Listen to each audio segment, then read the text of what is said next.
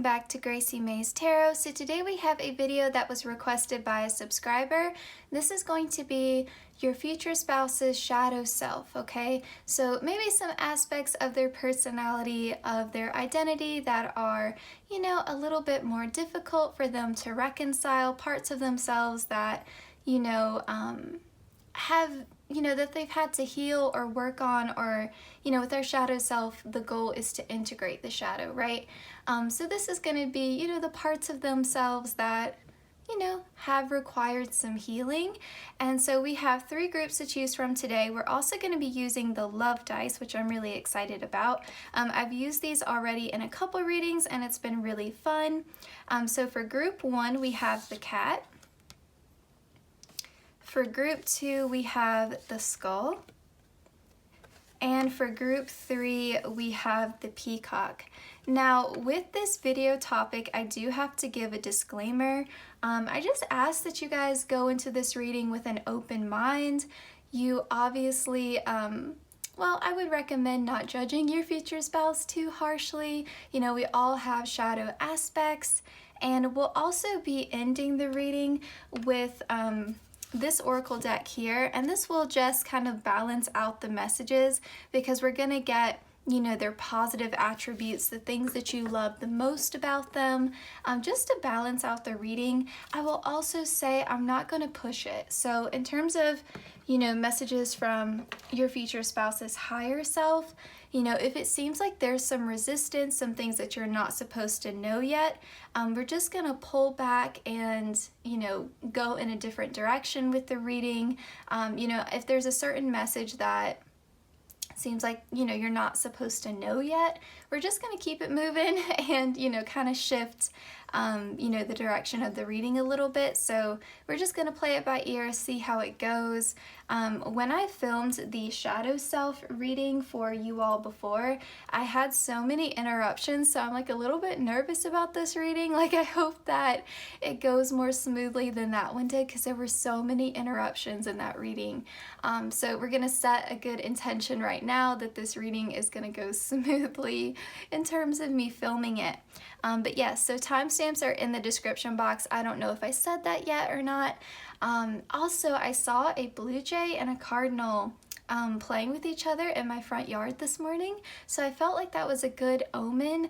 I don't know, something about that just made me so happy. So yeah, I think today's reading's gonna go very well. And also, I forgot to mention this as well. This is going to be the second video in my week-long future spouse readings in December. So my goal is to film 7 days of future spouse readings for you all in the month of December, just as an end of the year holiday gift to you all, because I know you all really like the future spouse readings. So yeah, that's kind of my end of the year gift for you all. So make sure you're subscribed and you have the notification bell turned on. Don't worry, there's going to be non-love readings in the month of December, just like always, but I do want to do 7 days of future spouse readings and, you know, do a little challenge to myself as well. All right, let's get into it. Hi Pile 1, welcome to your reading. So if you chose the cat oracle card, you are in the right place. So with the cat here, I feel like in terms of your future spouse's shadow self, makes me think of sort of the stereotypes about cats, you know, sort of a sense of like your future spouse takes independence to their own detriment sometimes, where instead of just being independent, they start to become very self-isolated. They have difficulty asking for help or receiving help from others. They kind of have this attitude of like, if I want it done the right way, I have to do it myself. Sometimes they can be a little bit avoidant of change as well, because cats do not like change, like whatsoever. And cats, you know, especially if it's an indoor cat, they like to be in their own home. So even in terms of like traveling with their owner, typically your cat is more comfortable just being at home. Now, again, we're talking about stereotypes. Not all cats are like that. But, you know, if we're talking about the symbolism here of the cat, your future spouse can sometimes spend too much time at home. You know, they get in their comfort zone and it's difficult for them to get out of it. And they also can be a little bit skittish, you know, in terms of like meeting new people. You know, they can be like overly suspicious or overly cautious about meeting new people. You know, they can be a bit closed off, a bit avoidant in terms of meeting new people. You know, it takes a while for them to warm up. And while sometimes that's protective, other times it blocks, you know, healthy connections from coming in. I also feel like sometimes your future spouse just thinks that they're unlucky. You know, with the black cat here, there's nothing unlucky about a black cat, but I think sometimes your future spouse takes that on and they feel like they're a magnet for bad luck, even though, you know, it's quite the opposite.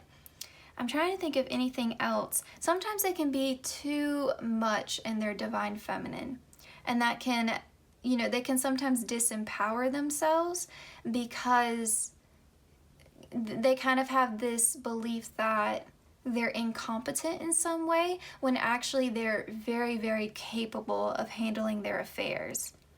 Also, curiosity, you know, sometimes they're overly curious. They get themselves involved in maybe gossip or things that don't really pertain to them. They could also just waste time because of their curiosity. Like, you know, maybe they'll start like surfing the internet and just fall down a rabbit hole of information that really like has no bearing upon anything, especially you know, more superficial, maybe pop culture related things like celebrity gossip. Yeah, sometimes they can, you know, let curiosity get the best of them, you know, instead of using that curiosity in a positive way of like, you know, learning things that would enrich their mind. Sometimes they get into, you know, maybe like reality TV shows or celebrity gossip, office gossip, stuff like that. Yeah, that's all that's coming through with the cat. That's a lot of messages just for one card. Okay, now let's get into your dice here. So we'll just switch this around here. Let me make sure you guys, yeah, you can still see that. Awesome.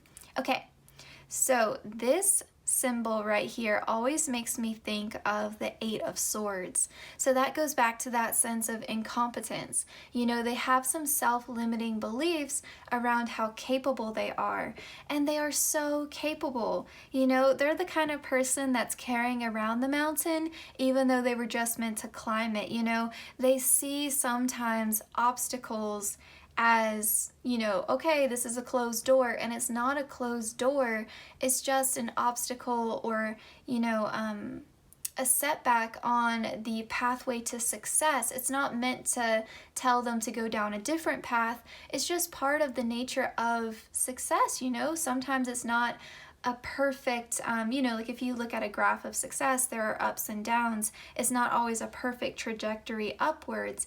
And so sometimes, I think especially because your future spouse is quite spiritual, they'll see that roadblock as spirit telling them to go another way, but really spirit is just testing them.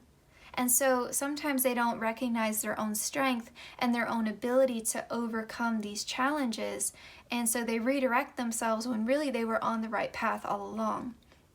I think also sometimes they have a scarcity mindset or some limiting beliefs around money. This looks like they're turning their pockets outward. And so I think your future spouse doesn't see their own ability to create financial abundance or stability for themselves. Or maybe this is someone who clings to their money a lot. You know, this is someone who, you know, it's good to have a budget, but sometimes, you know, you can take that to an extreme where you hold on too tightly to your money and you don't enjoy your money. And so, yeah, sometimes this person is overly careful with their finances. Or it could be the opposite for some of you, where they spend it as soon as they get it. But I do think for most of you, it's more of like they either cling to it or they put too much emphasis on money and they let money kind of control their life instead of letting money work for them. And I also think here, like, I think this person gets a lot of downloads and this person is very intuitive, but they question it. So this person should listen to their inner guidance more than what they do.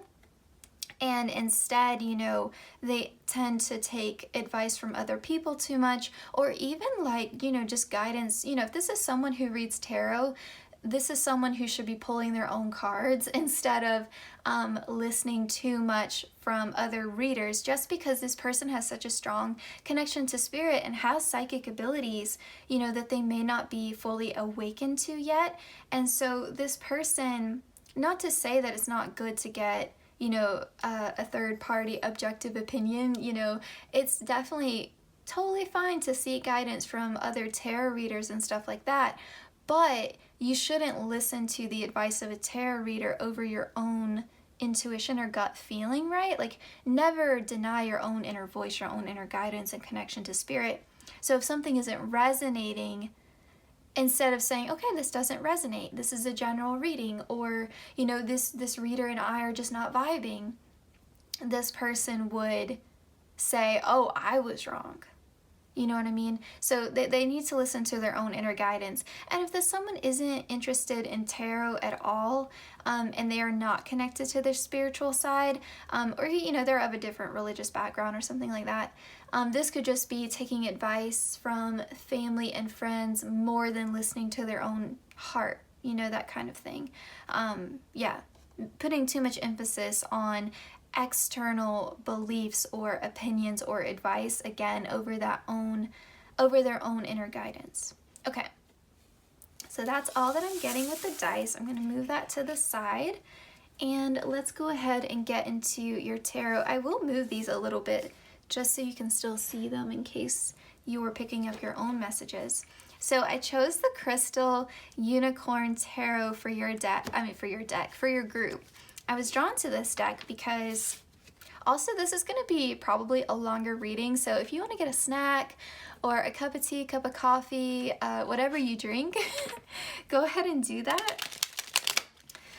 You know, get a fuzzy blanket, get cozy. Okay, I was drawn to this deck for you all because I kind of have this sense with your future spouse that they're a very, very sweet person, but they kind of overemphasize or over-identify with that aspect of themselves.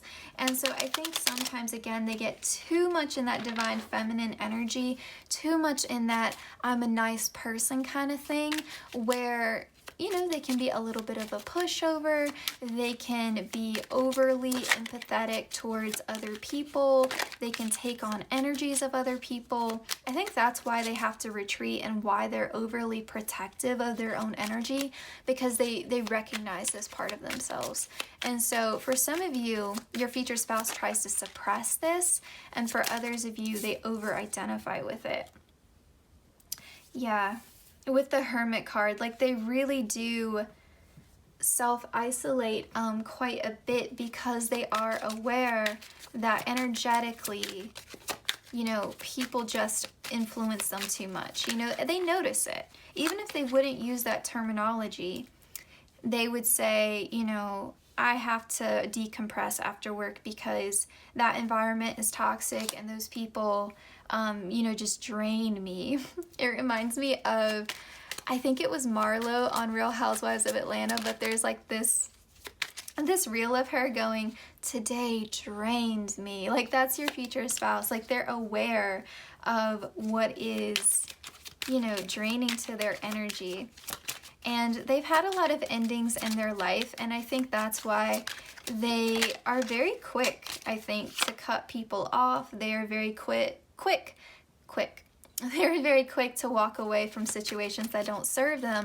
And while that is positive in some regards, it also, they hold themselves to a very high moral standard, and thus they apply that to other people. And because they have this sensitivity to them, you know, energetically picking up on the energies of other people, you know, it kind of reminds me, if you're an INFJ, I'm an INFJ, but there's this thing called the INFJ door slam. I feel like your person may be an INFJ and maybe they have done that before, where they've just taken and taken and taken until they can't take anymore, and then they just cut that person off. And sometimes it's not even a discussion. They just never speak to that person again, and there's nothing that can be said to reconcile it or to fix it. They're just done. And a lot of times, you know, it's because they've been pushed to the limit and they just can't take anymore. And yeah, I feel like they're very careful about who they give their energy to, and sometimes that puts them in this energy of self-isolation. And yeah, I feel like sometimes that's just really difficult for your future spouse to deal with. And so yeah, I feel like sometimes, again, because they do try to get that inner guidance, sometimes they go back and forth, like, is this what Spirit wants me to do? Or is this, because I do believe they have a sense of faith. So if they wouldn't say Spirit, maybe they say God, but they have some kind of belief system, some kind of faith, okay? So Spirit, God, you know, whatever the terminology is, whatever they pray to or believe in, because they definitely believe in a higher power, even if it's just saying like, you know, the universe or destiny or something like that, you know, they're like, is this what I'm supposed to do? And so they go back and forth too much instead of just listening to their intuition and their inner guidance. And so they can be a little bit indecisive about things. And again, with the Ten of Wands, they take on energetically a lot of stuff that is just not theirs.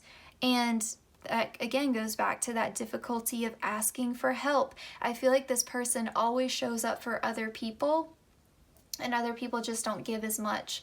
And so because your future spouse is a giver, they attract a lot of takers, and that is also depleting to their energy. And so your future spouse kind of has this mindset that, you know, that's just how relationships are. You know, they're just something that depletes you. There is like this deep down, like subconscious belief with them that relationships, platonic, romantic, family relationships, they are at the end of the day depleting. And so it's because your future spouse gives too much, takes on too much. I feel like when they come into alignment with you, I do feel like you're going to be their soulmate. And I feel like you are coming forward with this very grounded energy, and you are getting them out of those higher chakras and back down to earth. And I feel like you're going to be, and again, I know this says King of Pentacles, your gender here does not matter. This is just an energy that we're talking about. You are going to get them back down to earth with that divine masculine energy. You are going to help them take real world steps, practical actions, get them out of this feeling of being trapped. And yeah, and I feel like your future spouse works really hard. I feel like they have a strong work ethic. I feel like they work really hard. But again, it's like they just don't know how to ask for help when they need it. And I feel like this person, again, has had a lot of sudden changes, sudden endings in their life that has created some anxiety for them. You know, they've had to heal a lot with the Three of Swords. With the Hermit card, this person has definitely done the inner work. Like when we're talking about their shadow self, understand this person has healed a lot. And a lot of what I'm describing is past energy for them. They have matured a lot. They have matured a lot, especially in their faith. They have developed so much in their faith. And I do think that's why they are attracting you, a soulmate partner, because they're going to be ready. Now, there may be some stuff in their life that they still need to walk away from, but I do feel like with the Eight of Cups and the Eight of Wands, they will do so when the timing is right. And with the Three of Swords, I feel like this is really cautioning you to be empathetic, understanding, compassionate, gentle with your future spouse, because they have been through a lot. They have been through a lot of challenges in their life, and I feel like this person probably had a lot of karma to clear from past lives, or they had to heal a lot of generational trauma. I just feel like this person has been put through more of their fair share of challenges. And again, this person has had to do a lot of things on their own. And so just be patient and gentle with them. They may need to ease into opening up to you emotionally. They may have to ease into letting their walls down. Accepting help from you may be difficult for them in the beginning. They may be conflicted and unsure that you're their divine counterpart. And it's not because the love between you two isn't real and true. It's just because this person's been hurt so much in the past that it's made it hard for them to trust their own discernment and judgment. And yeah, I feel like this person financially may be going through a transition when they meet you. So this could be like them graduating from school or them getting a new job. And so when you're between jobs or you're just graduating from a degree program, your finances are a bit in flux. And so that may be a thing when you meet them, is that they're kind of like on a come up, like they are elevating in their finances, but they're not quite there yet. But yeah, this person definitely works hard, has a strong work ethic. I think that they are quite ambitious. It's just sometimes I feel like that ambition is crippling to them because of that self-doubt, that fear of incompetency. But this person is so smart, so talented, so gifted, so wise. It's just sometimes they have trouble seeing their own strengths. Okay, let's get some zodiac signs here that will best represent their shadow self. Now, this doesn't have to be like their sun sign placement. If you feel like you know this person and that serves as confirmation to you, then that's great. But it doesn't have to be their sun sign. Okay, pile 1, shadow self. What do we need to know? Pile 1, shadow self, please, Spirit. Pile 1's shadow self. Yes, I'm not surprised at all with Virgo here. It's that perfectionism that is crippling to them sometimes. Like, this need to be perfect, and Virgo can also have a tendency to attract people who need assistance, and Virgo can try to help people who aren't receptive to that help, and sometimes they can see people as fixer-uppers, for lack of a better term, but it's just like, they can see people as projects, and, instead they should just channel that energy into helping themselves, because some people can take that energy of them trying to help them as them being critical, okay? And this, shy, uptight, that kind of reminds me of the cat a little bit, being a bit avoidant, seeming like they're overly reserved, not letting who they really are come out. Because I do feel like with the Unicorn Tarot, your future spouse is quite playful and fun, but, and I do think they're quite funny, but I feel like that side to themselves, like they hold it back. They hold it back because of that past hurt and pain and disappointment. They pull it back. And then with Taurus here, see, I do feel like with that King of Pentacles, like you're going to bring them back down to earth. With the double earth sign energy, you're going to bring them back down to earth because I feel like they really need that. Because I feel like they stay, again, in those higher chakras too much.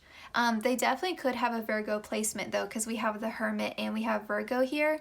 So that's basically double Virgo because Hermit is associated with the sign of Virgo. So they definitely could have maybe like a Virgo Mars, a Virgo Venus, a Virgo Moon.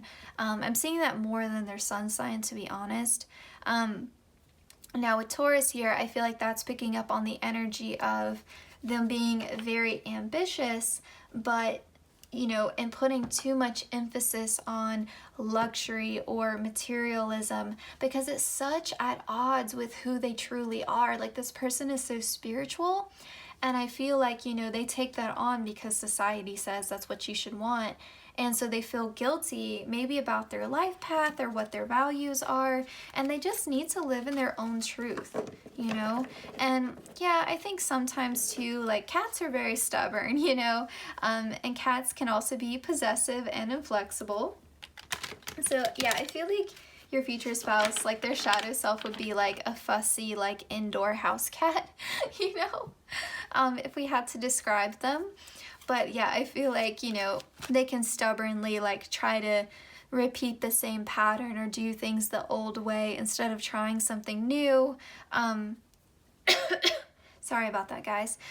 Sometimes they may be a little bit possessive within your relationship, just because if that anxiety comes up and they haven't worked through it, they may, I don't think this is the type of person that asks you like 20 questions before you leave the house, but I feel like this person would be quietly jealous, and they may not say to you that they're jealous because they don't want you to see that, but I think that it would influence the relationship, because eventually that jealousy would bubble to the surface, right? So I do feel like they might be quietly jealous. You know, they may not say, hey, I don't like you hanging out with your ex, or hey, I don't like you, you know, I don't like this person flirting with you at your job, but I definitely feel like, you know, it may come up in a passive aggressive way. And again, we're talking about their shadow self. No one is perfect. And I do feel like I really want to emphasize this to you. I feel like with the Hermit card and the Eight of Wands and the Eight of Cups, your future spouse has worked through a lot of this, and they have definitely been on a journey of healing, self-development, self-improvement, and a spiritual journey in connecting with their faith, whatever their faith-based system is.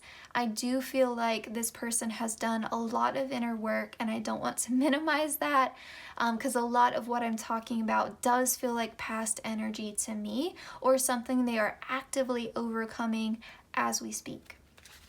Okay, which archetype best represents pile one's future spouse's shadow? Pile one's future spouse's shadow. That came out really fast. Oh, the magical child. See? Like, they are a child of the divine. Like, they are very much connected to the divine. They're very much in their higher chakras.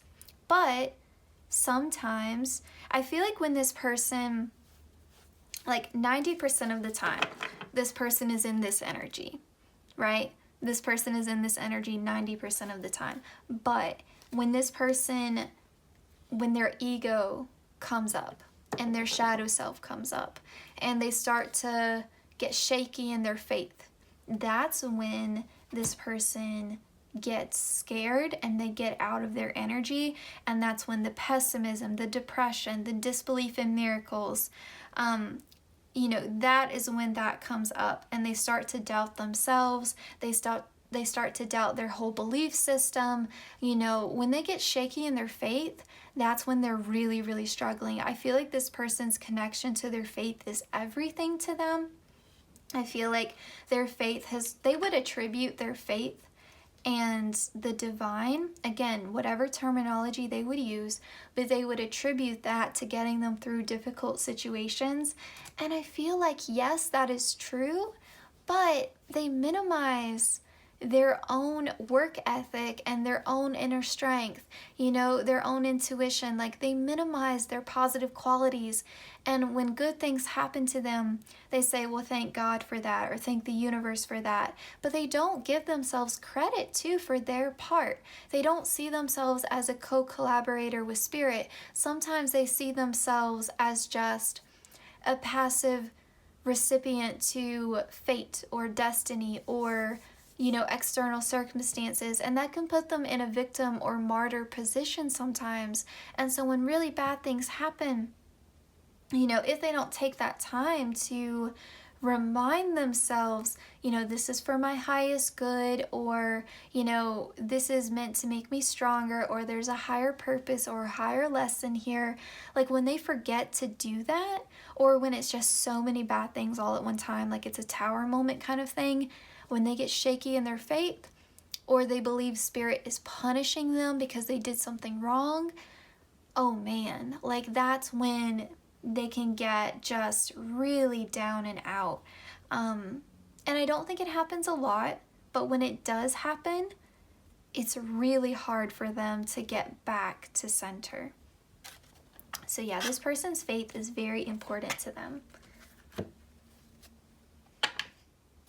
And I do feel like there's been at least one significant like Tower moment or Five of Pentacles moment for this person in their life. Like I do feel like they've been put through more than their fair share of challenges. They may come from a family where there's a lot of like financial scarcity, or where there's a lot of like generational wounds, or like limiting beliefs around money, or maybe they were kind of like the black sheep of their family, or yeah, maybe they had like a narcissistic parent. There's just something there about a family wound and like a wound of abandonment that's coming up very strongly. Pile 1. Again, I do feel like this person's done a lot of work. They would have done like reparenting work, or I'm picking up breath work as well. This person could be really into like yoga. They definitely have some kind of spiritual practice or some kind of self-care practice that helps them ground and bring back to center for sure. This person could definitely like to just be outside. There's something about nature coming through with this person. I don't take it as like, oh, they like to go hiking and camping. It's not like that. It's more of like a mindful walk through the park, or just sitting outside. Maybe they have a hobby, like they like to write or read, or just listen to music outside. I feel like they just like to sit outside or walk outside, but it's not like some sort of strenuous physical activity. Or maybe they like to take pictures outside, you know, they're interested in photography, or it's like gentle activities outside, gentle, you know what I mean, like feminine kind of things. Or maybe gardening. I could see maybe gardening. Okay, we have work through your fears, new moon in Scorpio. I told you, like, they've done a lot of this work. They've done a lot of it, and they may be actively doing it now as well. Yeah, I feel like with that fiery climax, like they have had a lot of sudden endings and new beginnings, and they've just learned to kind of ride that emotional roller coaster. I feel like this is someone who maybe used to shun their emotions or be afraid of like anger or fear. I'm picking up anger very strongly here, and they've had to reconcile that with Aries. And that, again, Aries is very stubborn energy, so they've had to work through that as well. Scorpio is a fixed sign, so again, like they've had to learn how to do things a new way and not cling to old beliefs and patterns that aren't serving them. Yeah, they've worked through a lot of these fears. Emotions could be running high for your future spouse right now, especially if they're in a transitional period. That can spark a lot of anxiety because there's a lot unknown. You know, when we're graduating school or starting a new job or moving, you know, they're going through some kind of transition right now that is sparking some anxiety because it's the fear of the unknown and like what is going to happen. This could also be changes in their social circle. There's just some significant changes happening right now in their life. Some things are closing out, and there could be some things that they still need to walk away from. I feel like they're trying to learn how to manifest. They're trying to learn that magician energy instead of trying to do everything on their own with the 10 of Wands. And they're trying to have faith in that greater vision that they have for their life, and this understanding that, you know, it can be possible for them. Because I think sometimes they struggle with that. Like, they'll do good for a while and then it comes back up again. And that's normal, right? Like, we all go through, especially if you're a spiritual person. Doesn't matter what your faith or your religion is, or what spiritual beliefs you carry. Everyone goes through periods of feeling very connected and close to spirit, and then other times of, you know, being in that ego and, you know, struggling to reconnect with spirit. Pile 1's shadow self. Yes, like they have this kind of like, Spirit wants them to understand that they deserve happiness. Happiness is their birthright. There's nothing there, like, it's almost like your future spouse feels like they have to earn it. Like, you can't have anything unless you work hard for it. And we know that's not the truth. Like, people are born into great abundance. You know, some people are just born with all of these privileges, and some people get very lucky, right? And other people work hard their whole life and they never get to that point of abundance, right? Like, that work hard meritocracy is kind of a myth. You know, it's like the myth of the American dream. Like, it's not really true. And so I feel like your future spouse is starting to learn that they don't have to earn happiness. They don't have to earn love. They don't have to earn they don't have to earn a right to their self-worth and self-respect. Like, that's inherent. You know, they deserve to feel good about themselves. They deserve to feel abundant. They deserve to feel joy and happiness. They don't have to earn it. They don't have to prove themselves. They have inherent worth as a soul having a human experience. You know, they're learning that. I feel like this person may have stumbled into faith.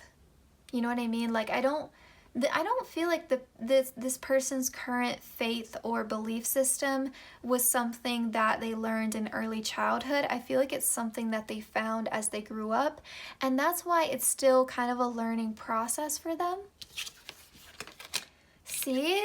Like, they're having to learn how to surrender. They're having to learn, it says, I surrender to a power greater than me. So they definitely believe in a higher power, like I said, and they're having to learn how to surrender and not have such tight control.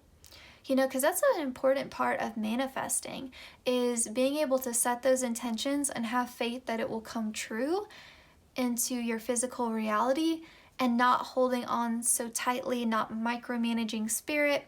So they're learning how to let go, and they're learning how to transform. This is making me think of like different cycles and that Scorpio energy we were seeing before, like learning that growth is sometimes painful, growth is sometimes hard, change is hard, but that doesn't mean that it's not for your highest good. It doesn't mean that there's not a higher purpose behind all of it. So I feel like, you know, your future spouse is really learning a lot. And if this sounds like you, it could be with the soulmate, the lover's energy. You two are mirroring each other.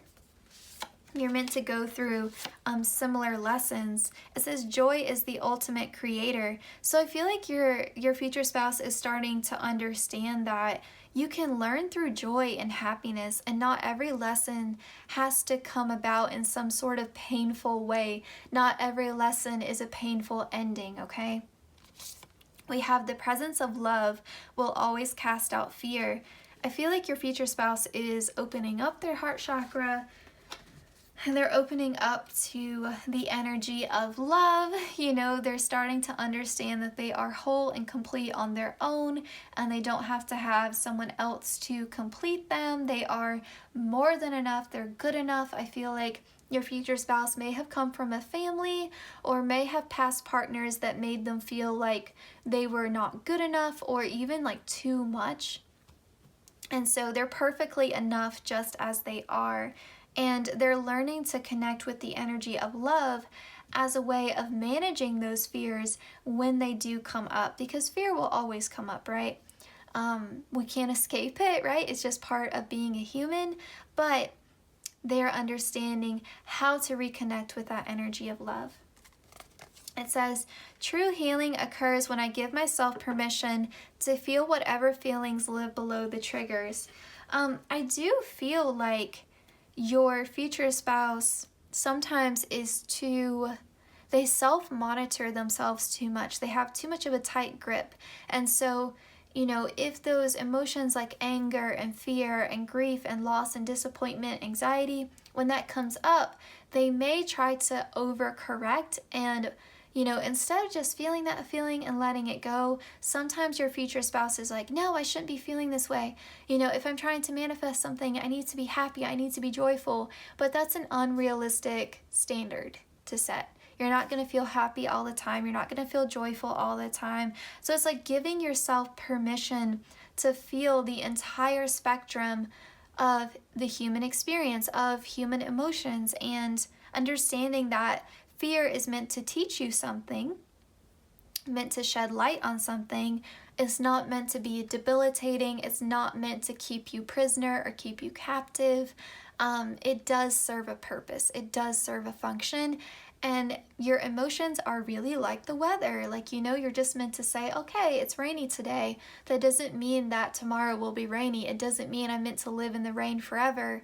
I'm not meant to set up camp here. This isn't my home. It's just a temporary state of being. Okay, it's temporary. But you do have to feel it. And the more that you repress it, now that rainstorm is a full-on hurricane, right? Like, if you would have just felt it to begin with, it wouldn't have escalated in that manner. And then your bottom of the deck is exactly what I've been saying here. I am a spirit having a human experience, and I am here to get closer to love. I feel like your future spouse has gone through this sort of journey of reorganizing their priorities.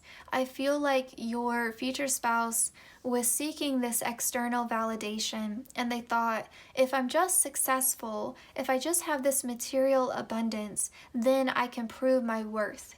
And it was definitely about status. You know, with that Taurus energy, it was about status. And you know, now that they have gone through this spiritual journey with the Hermit card, they've understood that actually what they value personally is connection, is the energy of love and home and family and a connection to the divine. Their spiritual journey is important to them. You know, this rainbow here is making me think of the 10 of Cups. So I do feel like your future spouse is seeking the energy of the 10 of Cups, and they're seeking alignment with their higher self. They are seeking inner peace. That is what they are actively seeking right now. Okay, let's see. Let's get into this deck.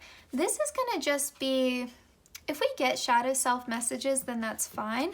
But I kind of just want some general messages about the connection. We'll see where it goes. I just love this deck, and I've been really excited to continue to use it. And so, yeah, I just want to get some general messages here. And I definitely feel like your future spouse has done the work because the messages have flowed. I haven't felt any resistance towards them opening up. So I definitely feel like this person has worked on this a lot, and they are no longer hiding their scars. You know, I feel like this person is more open to sharing their story, and I feel like that is very empowering for this person. I feel like there's something about this person's soul purpose that is like part of it is meant to have them share their story. Like the experiences that they've gone through, those painful endings, this person has had a very unique and challenging life, and they have overcome a lot. And I feel like other people would be very inspired by their story. And so that is why Spirit has been testing them. And so I do feel like this person could have some creative abilities, or they have a knack for storytelling, whether that's, you know, in the written word or just verbally. I definitely feel like this person has a talent for communication, and, you know, Virgo energy rules Mercury. And so they definitely are a strong communicator, and I feel like they are definitely more willing to be emotionally vulnerable, and they're not ashamed of their past anymore, which is a huge step for this person, like a huge step. You know, like they own who they are, and they have learned this lesson that, you know, in order to love yourself in the present moment, you have to accept your past, because your past built this version of yourself. So there has to be an acceptance and a reconciliation of all your past selves in order to love who you are fully in this present moment. And this person is definitely on a journey of self-love and acceptance as well. Okay, pile one. This is a beautiful reading. Thank you so much to the subscriber who suggested this topic. I am loving this. Like, I really hope people watch this. I know people sometimes only want to hear the good things, so I really hope that people are open to these messages. Celebrate. So you could meet this person at a public event or celebration. We were picking up that this person could be in a transitional period. So maybe they're celebrating graduating from school or celebrating starting a new job, you know, when you meet them. Okay, this could start off as a long distance connection. They may have to move to be with you. You could meet each other when you're on vacation. So that would line up well with celebrate, right? Or when you're traveling. If you travel for work, that could be confirmation. Oh, I just said that. This person's on a self-love journey. Yeah, they're learning that they're enough. They are learning how to appreciate, you know, their worth. There may be with body positivity, they may have had to work on, you know, accepting and loving their physical body. I think most of us can relate to that. Letting go of those control issues, that's a shadow self message. Leaving what no longer serves you, that's the 8 of Cups that we got in the very beginning. Relinquishing control, that's that Virgo energy. Yep, 100%. I'm gonna get maybe like 2 more cards. Yeah, saying yes to things, getting out of their house, taking risks, taking chances. They're having to work on that, pulling themselves out of that self-isolation. Yeah, they could definitely meet you while they're traveling or while you're traveling. And again, this could signal that maybe you two live far apart and someone has to move to be with the other person. And then bottom of the deck, this is ultimately the name of the game, like learning to trust in the universe, learning to, and now I'm seeing manifest here as well. Yeah, learning the law of attraction, learning divine timing, learning how to be patient.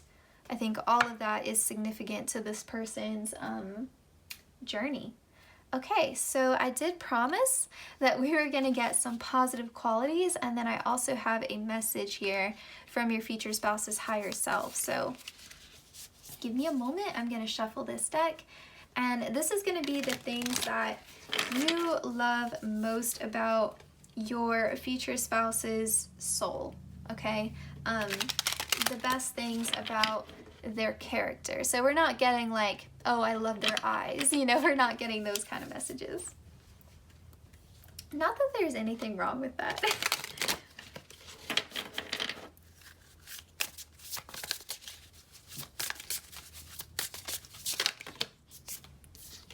I am peaceful. I told you.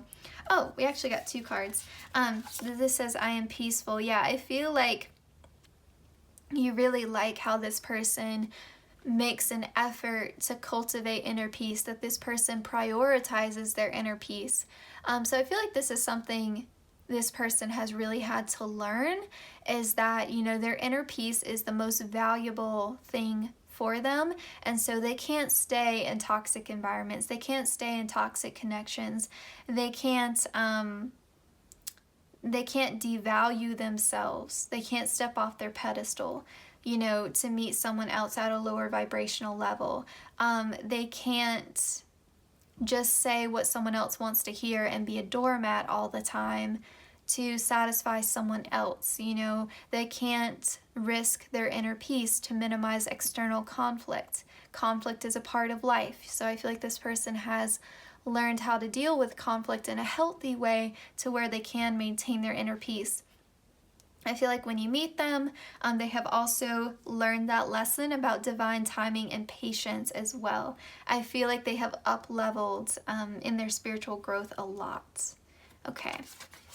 And then we have, I speak positively of others. Yeah, I feel like if this person did have an issue with like gossiping in the past, or, you know, complaining to everyone else about a particular person without addressing it directly with that person, I feel like they don't do that anymore.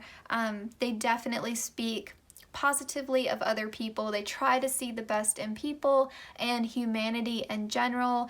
They try to see the glass half full rather than half empty. I feel like they're a lot more connected with their optimism, and I feel like they're starting to open up again to people and understanding that, you know, not everyone is out to screw them over. You know, just because they've encountered a lot of karmic connections in the past doesn't mean that their future will be like that as well. And so I feel like you're gonna really love that about this person, that they choose to try to see the best in others. I remain in balance with my emotions. Yeah, like you're gonna really love this person's emotional maturity and intelligence. And again, this is something that they earned. You know, they worked for this. And so, you know, they understand now the importance of just feeling your emotions and then letting them go, being curious about your emotions, and not shaming yourself if you do feel angry one day or you do feel upset one day. Like, that's okay. I speak with good intent. Yeah, I really feel like this person again holds themselves to a high standard, and so they speak with good intentions. You know, they're not trying to hurt someone else. This person isn't a bully. You know, this person doesn't put other people down to make themselves feel better. You know, when they speak, they want their words to be healing and restorative. And yeah, I don't feel like this person tries to harm other people to make themselves feel better, which is very common. We have, I respect the property of others as well. Yeah, I feel like this person is definitely going to give you your space when you need it. This person's going to be respectful of your boundaries. And yeah, bottom of the deck, I am kind. This is just a very sweet-hearted, kind, loving, generous person. And someone who tries to live from their heart. They really try to make an effort towards that. Okay, so this is going to be a message from your future spouse's higher self, and I kind of intended this card to be like a message from them to your shadow. That was kind of the intent with this. Okay. It says, when you pass from this world, you take nothing with you but your soul and the memories you have shared with those you love. Now, to me, this might signal that you also maybe get a little bit caught up in materialism or comparing yourself and your progress to other people, or letting, you know, society kind of dictate what you value. Just take what resonates. All of you have different shadow selves. I also, like, if you're interested, definitely check out Meet Your Shadow Self reading, because I do have that already uploaded on the channel. But yes, so pile one, this was your reading. I would like to say a huge thank you to your future spouse's higher self right now, before we end your reading, because they were very open, very forthcoming. I didn't have to force the messages. They just flowed, and I feel like that really speaks to your future spouse's healing journey and their emotional maturity. So they have done the work for certain. And I love that for you, pile one, because you want someone who has dealt with their issues, because we all have them, right? But yes, a huge thank you to you as well for letting me do this reading for you. Thank you for spending some time with me.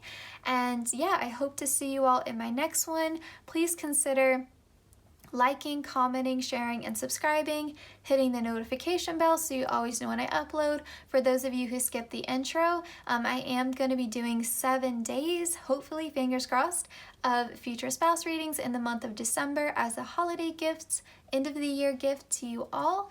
So make sure you are on the lookout for that. And yeah, what did I say? Hit the notification bell. Oh, please watch the ads. It helps me out a lot. And I would like to say a huge thank you to everyone who's been supporting the channel thus far. Your encouragement means the world to me. Your comments make my day. So thank you, thank you, thank you. And yes, best of luck to you. And I will see you all in my next one. Take care, pile one.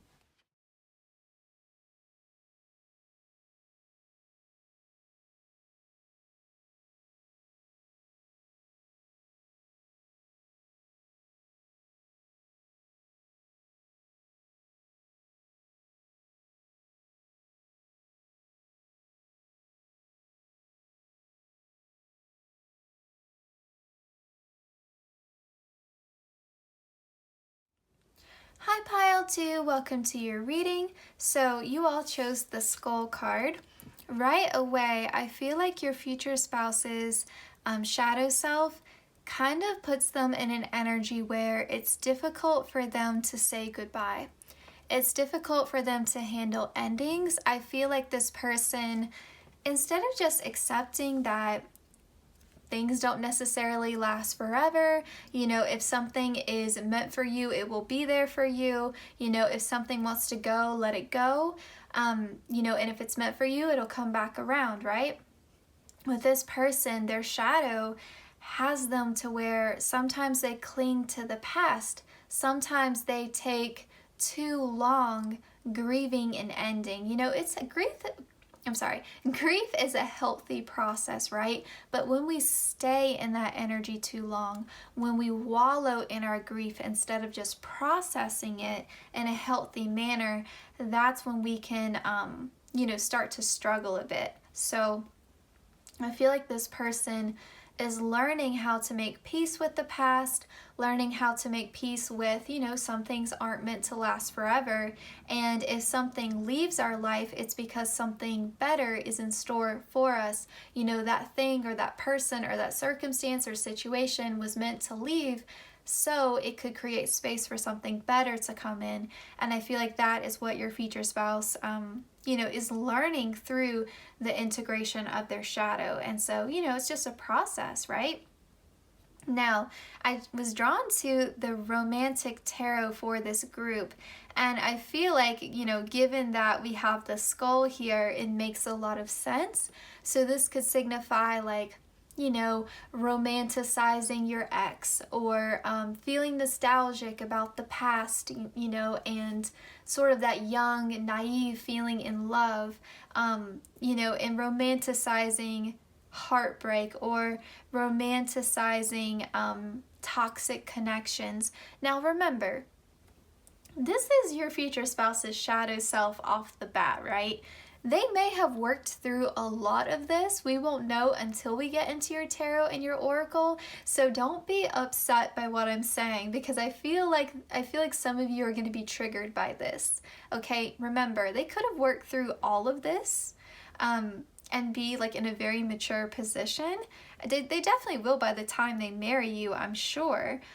But yeah, just be open to these messages, okay? And also, you know, express some gratitude, because as of right now, their future spouse's higher self is being very open with us, and, you know, it's hard to be vulnerable, so a huge thank you to them for being so open, because the messages are flowing, which is great. Pile 1 was awesome, so I'm very excited to see what messages we get here. But yes, so I definitely feel like, you know, they've, you know, sort of, you know, when you watch movies, you know, like rom-coms and stuff, and there's actually a lot of like toxic behavior in romantic partnerships in movies and in songs. Like there's a lot of romanticization, I can't hardly say it, romanticizing, you know, toxic behaviors in romantic connections is very prevalent, at least in the United States. You know, in our popular culture, especially if you watch old rom-coms, like you'll see it a lot. Twilight was like crazy toxic, right? Sorry to anyone who likes Twilight, but yeah, so I feel like your future spouse fell for that, especially in their youth, where they just sort of romanticized, you know, negative patterns in romantic partnerships. And again, just in the past in general, this I can't hardly say it. I need to stop trying to say it. Just romanticizing the past. Okay, let's get into your dice, okay? This to me tells me sometimes they live in their head too much. And sometimes, if you have watched the movie 500 Days of Summer, there's a scene where they split it, and one side represents Tom, the protagonist. It represents his expectations about how the night is going to go with Summer, and who is the love interest. And then the other side, and at this point in the movie, his ex, and the other side represents reality. And throughout the whole movie, Tom is clinging to this idealized version of Summer that he has in his head, and they're not meant to be together. And even when she has moved on, he is still clinging to this idea that like they're soulmates or they're meant to be together, but very clearly these two people are not compatible. They don't want the same things, you know, they may have some shared interests in terms of like music and movies and stuff like that, but they're just not meant to be together. Even if on paper it looks like it, very clearly when they're speaking, they just don't see eye to eye. And so I feel like your future spouse kind of has that energy of clinging to something that has very clearly ended, idealizing people, you know, letting their expectations get the best of them, getting their hopes up too much, and then being crippled by it emotionally when it doesn't work out. And so, you know, it reminds me of the Ariana Grande song In My Head, where she said, you know, I saw your potential instead of looking at your credentials. You know, I did it to myself. I feel like your future spouse is learning this. Like, I do it to myself. I break my own heart because I see, you know, this false facade, or I buy into this story that someone's selling me instead of, you know, seeing them for who they are. You know, I just see what I want to see. You know, I lie to myself. I do it to myself. I cheat myself. You know, I feel like they've learned that. You know, like they were blocking off their own intuition. The red flags were waving right in front of their face and they just chose not to see it, like over and over again. And yeah, they let themselves be tricked. They let themselves be tricked. And yeah, I feel like, you know, they also have this kind of idea of this is everything I want in a partner. And sometimes that list gets a little bit superficial. And as the list gets longer and longer and longer, their expectations grow and grow and grow. And like no one can live up to the version of this like ideal person they have in their head. And so they've had to learn that as well. Like, you know, no one is perfect. I'm not perfect. I shouldn't expect this fairy tale romance. You know, it's like they've had to unlearn that and learn what a real healthy connection is, and not this idealized fairy tale Taylor Swift love story song. Like, you know, that kind of energy of like just having to come back down to earth a bit and get out of this sort of daydream that they have and see people for who they really are. For some of you, this could also represent your future spouse putting up a false facade themselves.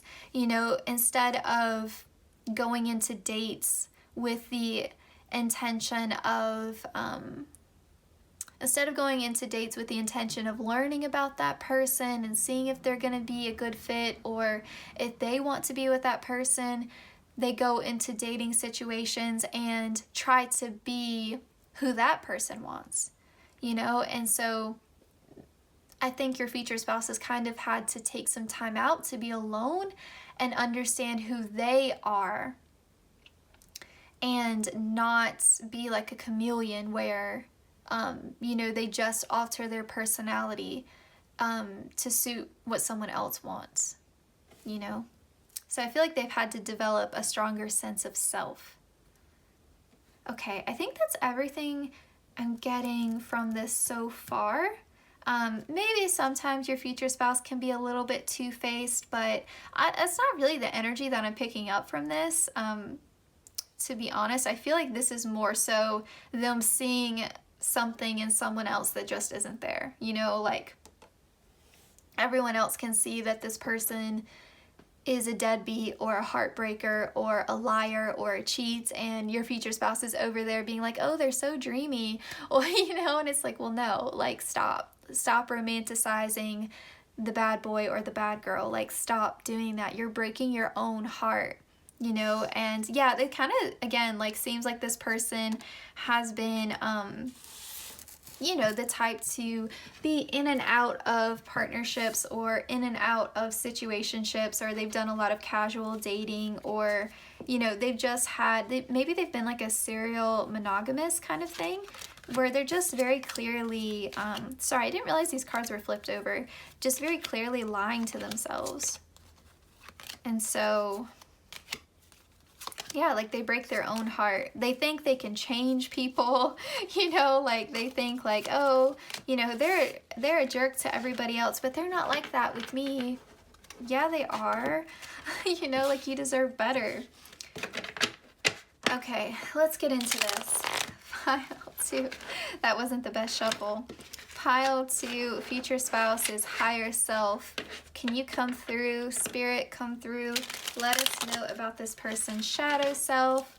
You know, have they done any work on this? Where are they at in this journey of shadow integration? What do you need to know about all of this? For those of you who skipped the intro, make sure you're subscribed and you have the notification bell turned on. I'm going to be doing 7 days of future spouse readings, so you wanna be part of the party here. Okay, these clearly want to come out. Okay. And I probably honestly will be reading, I'm getting a vibe from this group in particular that I just need to read the cards intuitively. So I'm not going to be too focused on like traditional meanings. I don't know, their higher self is just saying, let it flow. So that's what we're going to do. Sorry, that's going to bother me. Okay. I mean, you see, like, look at this. Like, they break their own hearts. Yeah, I feel like this person was like a hopeless romantic, and they had to, yup. They had to learn how to balance that hopeless romantic side to them, and absolutely. Okay, with the Queen of Cups here, this person has emotionally matured a lot. Justice at the bottom of the deck. This person now sees the truth of things. This person has done a lot of work, and remember, with the Queen of Cups, we're just talking about energy. We're not talking about gender. So if you're interested in a man, this still applies. But this person has really grown in their emotional maturity. They have really grown in seeing the truth of things, not engaging in self-deceptive behaviors. They're not breaking their own heart. I do feel like for a period of time, they kind of had to mourn this sort of naive, innocent approach to love. I think there's a part of themselves that does like reminisce and miss how they used to view love. You know, those rose-colored glasses, like they miss that part of themselves. They miss that innocence. And it's almost like for a while they were quite angry that people robbed them of that innocence. You know, they were angry for a time that someone broke their heart so badly. And yeah, I feel like part of them, you know, misses that innocence and that young and in love and, you know, never had my heart broken, you know, kind of energy. But I feel like they've matured a lot and they understand that this is life, you know, and that ultimately it's not about avoiding love or love being bad. It's about trusting your heart with the right person. And, you know, if you choose the right person, then you can be innocent and naive in love. You can get that energy back because that person isn't going to deceive you. That person isn't going to drop your heart. This person isn't going to break your heart into a million little pieces and scatter it to the wind. You know, it's not about your love being wrong or the quality of your love being wrong. It's about the quality of the people that you are choosing to love. And so this person reached a point where they said, you know, I'm not going to keep breaking my own heart. I'm not going to settle for half loves, and I'm not going to lie to myself. And so, yeah, they had to make peace with, I don't get to be innocent forever, you know, like this is part of life, you know, heartbreak and grief and loss is a part of life, and it doesn't make me any lesser than or any lesser deserving of love, you know, but I'm not going to keep breaking my own heart, you know, I'm not going to do it. And so yeah, there was a period of time where, you know, this person, I kind of feel like this person may have gone through a period in this journey where you know that saying, like, hurt people hurt people? Like, I do feel like your future spouse went through a period of time where, you know, they were getting their heart broken over and over again. And so then they decided, well, I'm done with love. I'm just going to do casual dating. I'm just going to have casual flings. And, you know, they were just closed off to romantic love. And it's like they blamed the energy of love when it wasn't love itself. There's nothing wrong with monogamy or long-term partnerships or anything like that. It's just the people that they were choosing to give their heart to. And so they had to understand that, like, who they are isn't emotionally fulfilled by one-night stands, isn't emotionally fulfilled by casual, short-term flings. There's nothing wrong with that, but it's not for your future spouse. It's not what truly makes them happy. But they were doing all of that because their heart was broken and they hadn't dealt with it. And they were, again, you know, not taking accountability for the fact that they were breaking their own heart by consistently ignoring red flags, seeing what they wanted to see, getting their hopes too high, and falling for trickery. And, you know, they were just being deceived. You know, people were wearing a false mask, and they could see it.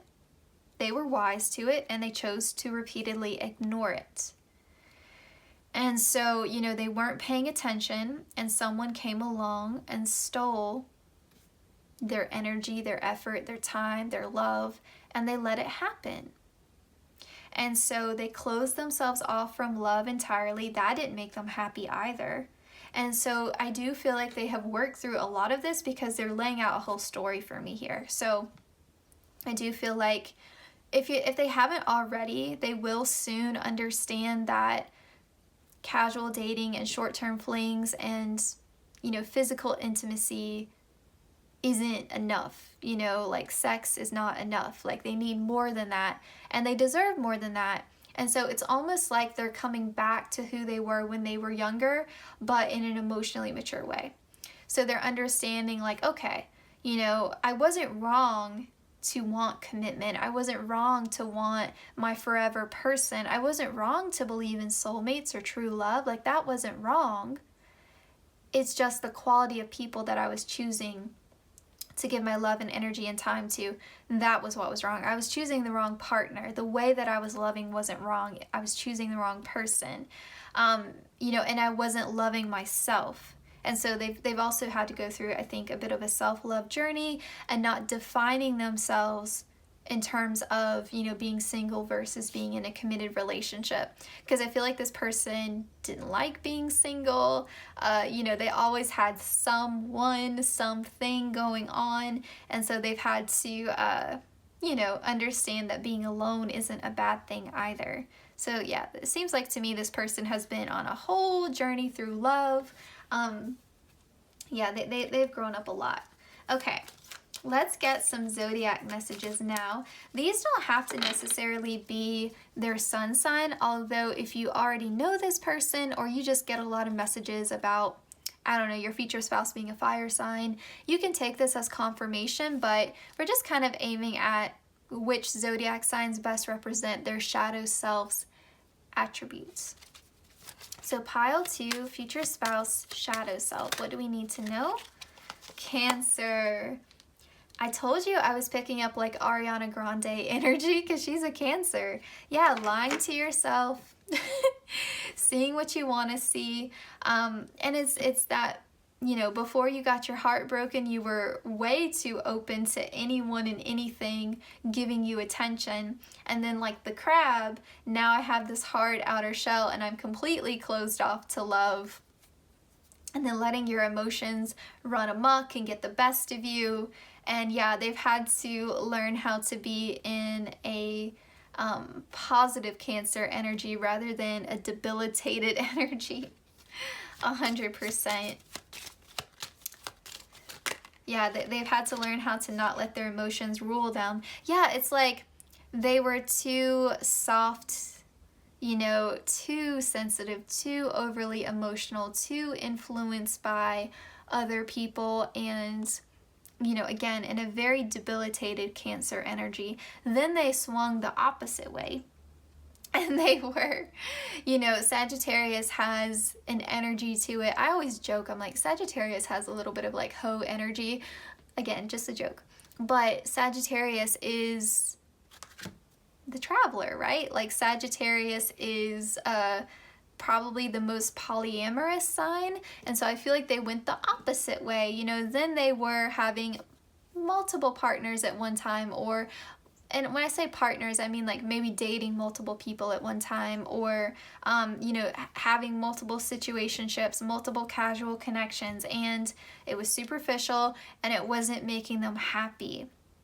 It wasn't making them happy, and they were becoming the person who hurt them. You know, maybe they did some infidelity, you know, and this is someone who's been cheated on in the past and now they're cheating on other people. They're becoming the person that hurt them. That may not be for all of you, but I mean, it is coming up, so I have to mention it. And everyone's got a past, you know, everyone learns.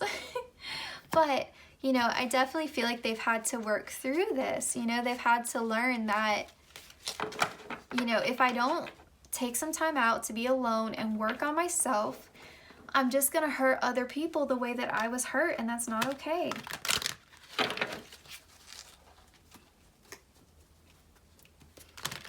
Yeah, I feel like they are now trying to learn how to be a romantic in a positive way. You know, they're learning the positive energy of the lover and not, again, in a way where it's problematic.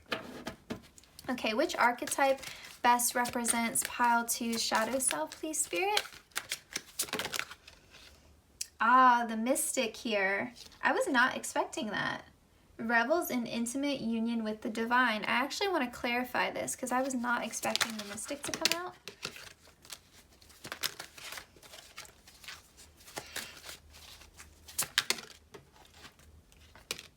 out. Okay, yep. Okay, this is making a lot more sense to me now. Okay.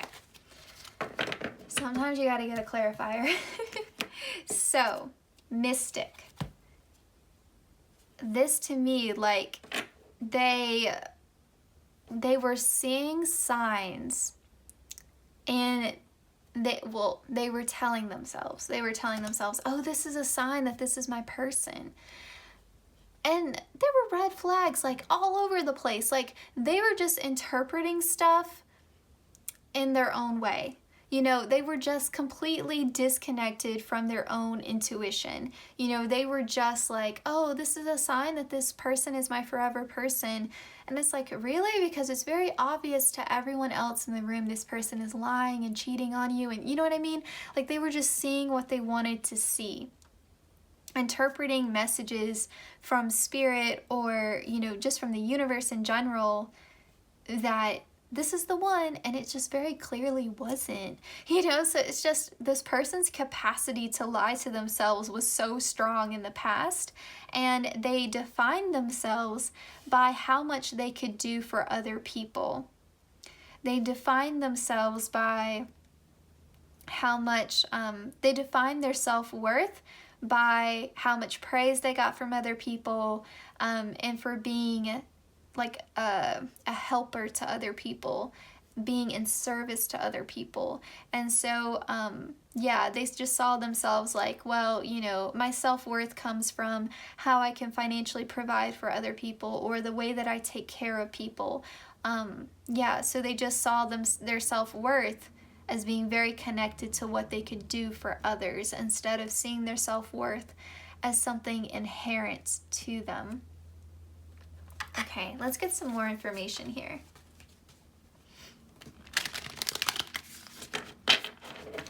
Pile 2, future spouse's shadow self. Pile 2, future spouse's shadow self here. Full moon in Cancer. Okay, this person definitely has some Cancer placements somewhere, like a Venus in Cancer, Mars in Cancer, Moon in Cancer, or at least some water sign placements, Scorpio or Pisces. Pisces can also lie to themselves a lot. Again, every sign has their shadow aspects, so don't take that personally if you're a Pisces watching this, or a Cancer. It says, a personal issue reaches resolution, full moon in Cancer. I love this message for you all, because this is really reassuring us that they have worked through this. Like, they have overcome this.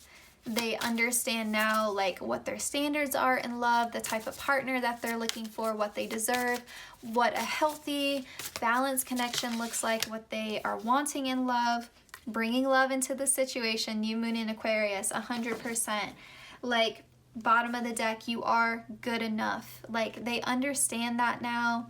They understand their self-worth. They're not defining themselves by their partner. They don't define their self-worth by, you know, being in a relationship. They have, you know, learned how to stand on their own. They've learned and they've come to understand and appreciate their own uniqueness. They're not trying to appeal to what someone else wants them to be. You know, they're just authentically themselves now. They have self-respect now. Like, this person has had a whole glow up in terms of their approach to love and romance, and their understanding of their self-worth and their identity, to be quite honest. Like, they finally know who they are. Because I think before, again, they just defined themselves by what other people thought of them or how much they could do for other people. It says, I'm unapologetic about what I desire and trust that what I focus on will grow. I think before, this person tried to say, like, oh, you know, like, I'm just up for whatever. You know, like, they wouldn't say, I want to be married, or I want to have kids one day, or I want to settle down with someone. Like, they would try to minimize them, like, what they wanted, to try to appeal to these flaky, inconsistent people. You know, they didn't want a casual fling. Not really. They wanted to settle down. But they couldn't be honest about that. It says, I witness the darkness and call on the light with my prayer. Thank you, universe, for guiding me to perceive this fear through the eyes and teacher of love.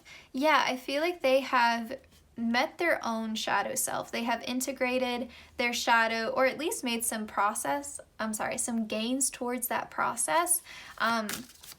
Because a lot of this is like a lifelong journey for all of us. You know, we all have our shadow to reconcile, but they definitely have done a lot of work, a lot of inner healing, and yeah, like, they no longer fear being alone.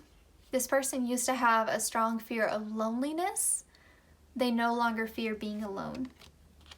I am the dreamer of my dream.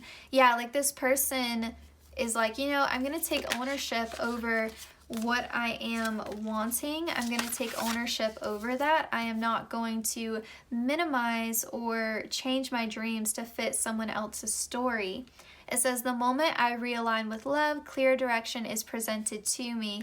Yeah, this person isn't approaching love and relationships through fear anymore. They're not afraid of abandonment. They're not afraid of being alone. Yeah, they understand they're a whole and complete person on their own. Oneness is my true nature. Like, they don't need someone else to complete them.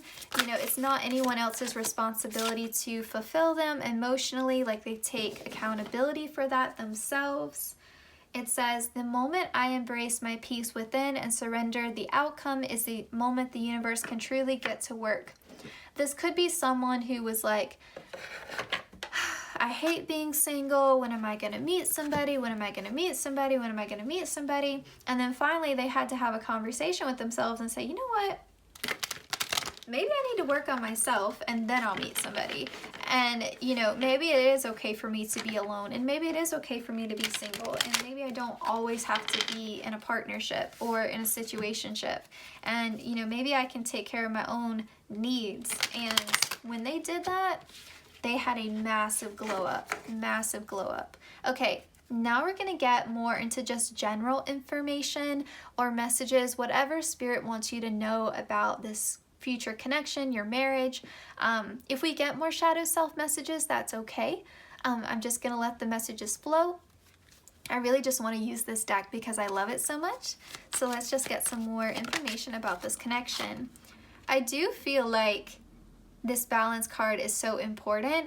I feel like you're gonna feel very comfortable with this person, very at ease with this person. This could also be like an opposites attract kind of scenario where this person's very different than you and you two balance each other out really well. This could also signify that this person has become, you know, very grounded and balanced within themselves when you meet them. And so, you know, they're really just balancing out all the different areas of their life. Sorry, Gracie's meowing. We have yes. This came out in the previous group as well. And then bottom of the deck, we have glow up. So I feel like this person is being more discerning about what they say yes to. It's kind of the opposite to pile one. They're being more discerning about who they say yes to, who they give their time and energy to. And yeah, they've had a full glow up. You know, they've done a lot of self-improvement, a lot of inner work, a lot of inner healing. And I love to see it because you deserve someone who has done the inner work, pile two. Okay, anxiety, stress, worry, overthinking. Yeah, I do feel like this person's past could make you a bit anxious. Like when you hear about maybe the amount of past partners that they've had, or yeah, you know, just maybe this reading in general has made you anxious. And I feel like it's just reassuring you that this person has done the work. They are emotionally mature by the time you meet them. And, you know, they have done that inner work and inner healing. And it is, yeah, 100%. Something about this person's past is going to be a little bit triggering for you. And you are just going to have to, this may be sort of like you have to practice trust with them, or you have to kind of see their progress, see the work that they've done. You know, they may have to earn your trust over time. It may be sort of a feeling of like, you know, you may be a bit guarded with them in the beginning. Like if they open up to you about their past and what they have been through in love, you know, you may judge them a little bit, especially if you have a very different dating history than them, or you've never been someone to casually date or have, you know, casual encounters and things like that. It could be that, you know, it triggers you a little bit and they have to build that trust with you. But I definitely feel like this person will be patient and they will give you that understanding.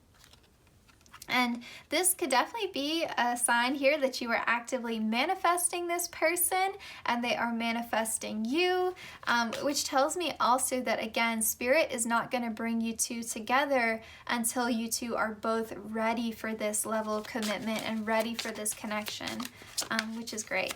I'm sorry if you heard a little bit of background noise. It should be quieter here soon. Intuition, yeah. You definitely could have a psychic connection with this person already. You could be having dreams about this person or getting downloads about this person, especially if you meditate.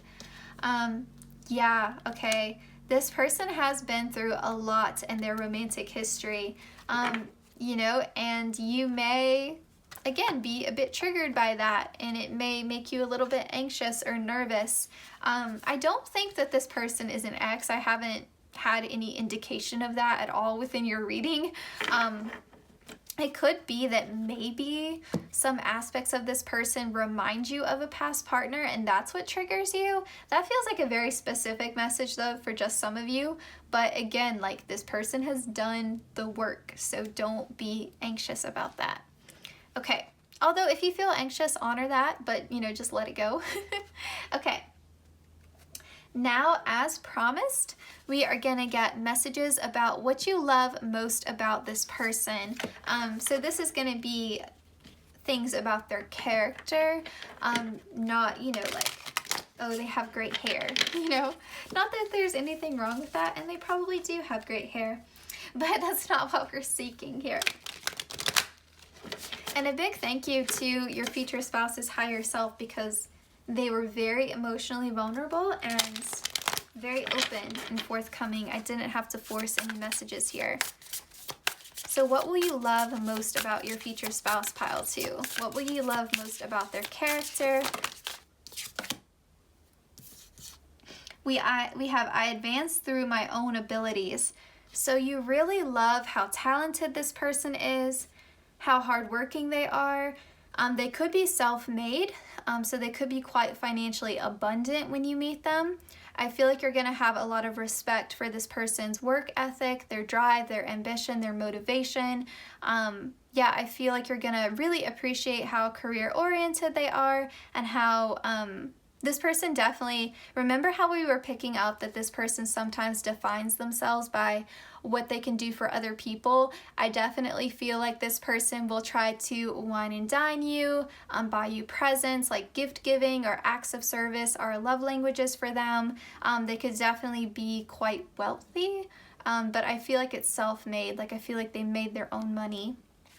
Even if they come from a wealthier background, you know, they still put in some work and effort to get to where they are. They weren't complacent, you know, in their privilege. And then we have I am forgiving. I love that. So this is someone who knows how to receive an apology. They know how to let things go. When they mess up, they know how to apologize and take accountability. It's that emotional maturity, like they've really worked on it, and it shows. Okay, too many cards there. Sorry, Gracie has zoomies. Okay, we have I keep my own counsel. So this person listens to their own inner guidance. They don't get swayed by the opinions of other people. You know, they're very successful. So they just trust their own gut and their own intuition, and what, you know, their heart and their mind is telling them. And I think it comes from their part of their romantic history of like lying to themselves. Like they had to connect to their intuition, they had to take off those rose-colored glasses, and now they just trust themselves and their own heart. So again, that's a massive glow up. We have I speak positively of others. So this person tries to see the best in other people, and you know, even if someone has ripped their heart out in the past, they're not sitting there complaining about their ex to you for 2 hours. You know, like they've let it go, they've moved on, like they're over it, they're done with it, you know, they're finished. It says, I am open to love in various forms. So I feel like you'll really, really love how much this person loves, their capacity for love, how they love themselves, they love their friends, their family, their pets, their job, their work, their career, even love like spiritually if they are a spiritual person. I just feel like this person is such a giver, and their capacity to love is so great and so deep and so beautiful, and you're really going to appreciate that about them. I want to get more messages for you all because I'm just feeling called to do so. I give blessings. Yeah, this is such a giving person. Yeah, they may give you they want to give you the world, pile too. Like they just want to give you everything because they have waited so long to meet someone like you. I am accepting. They are accepting of you 100%. Like they just accept you in your totality. So they accept your shadow self, you know, because you've got one too, pal too, we all do. So they accept, you know, parts of you that you find difficult to love. They just love you as a whole and complete person, not just the part of you that's easiest to love. They love you completely. They are accepting of different beliefs and different backgrounds. You know, in general, this isn't a judgmental person. They speak well of others. You know, if they don't have anything nice to say, they don't say anything at all. And we have I follow my own inner guidance. This is the same as I keep my own counsel. You know, they've just really learned how to connect to their own intuition. And yeah, you know, they just take their own advice because they're very successful. So they've learned how to connect to their intuition, and they use it frequently. I live in truth. Yeah, they just live a life that feels good to them. You know, they've learned the lesson of not living a life that just looks good to other people. They live life on their own terms. And yeah, I think they've created a very beautiful life for themselves. And I think they're going to be very excited, pile two, to share that life with you. Okay, so this is a message that I intended to be from your future spouse's higher self, what they want to say to your shadow right now. So your shadow self. Okay. It says, a message for you. I'm thinking of you this very moment. Your love fills me with light. I love you. So some of you, maybe your shadow gets worried that you're never gonna meet the one, or that there's no like true love out there for you, or maybe you have a fear of abandonment as well, and your future spouse really wants to reassure your shadow that I'm out there, even if we're not together in the physical 3D reality. I love you so much, and we will be together in the 3D in divine timing, and you can feel my love for you even now, even though we are apart. Again, this person's a romantic, like they can't help it. All right, pile 2, a huge thank you to your future spouse's higher self and their shadow for being so open and forthcoming with us. Thank you all for letting me do this reading for you. Thank you to being open to this topic. Thank you to the subscriber who suggested this topic. Please consider liking, commenting, sharing, and subscribing, hitting the notification bell so you always know when I upload. The easiest way to support the channel is to watch the ads. I would like to express so much gratitude towards everyone who's been supporting the channel thus far. You all are amazing, and your encouragement means the world to me. Sincerely, genuinely, thank you all so much. And yeah, I will see you all in my next one. Take care, pile 2.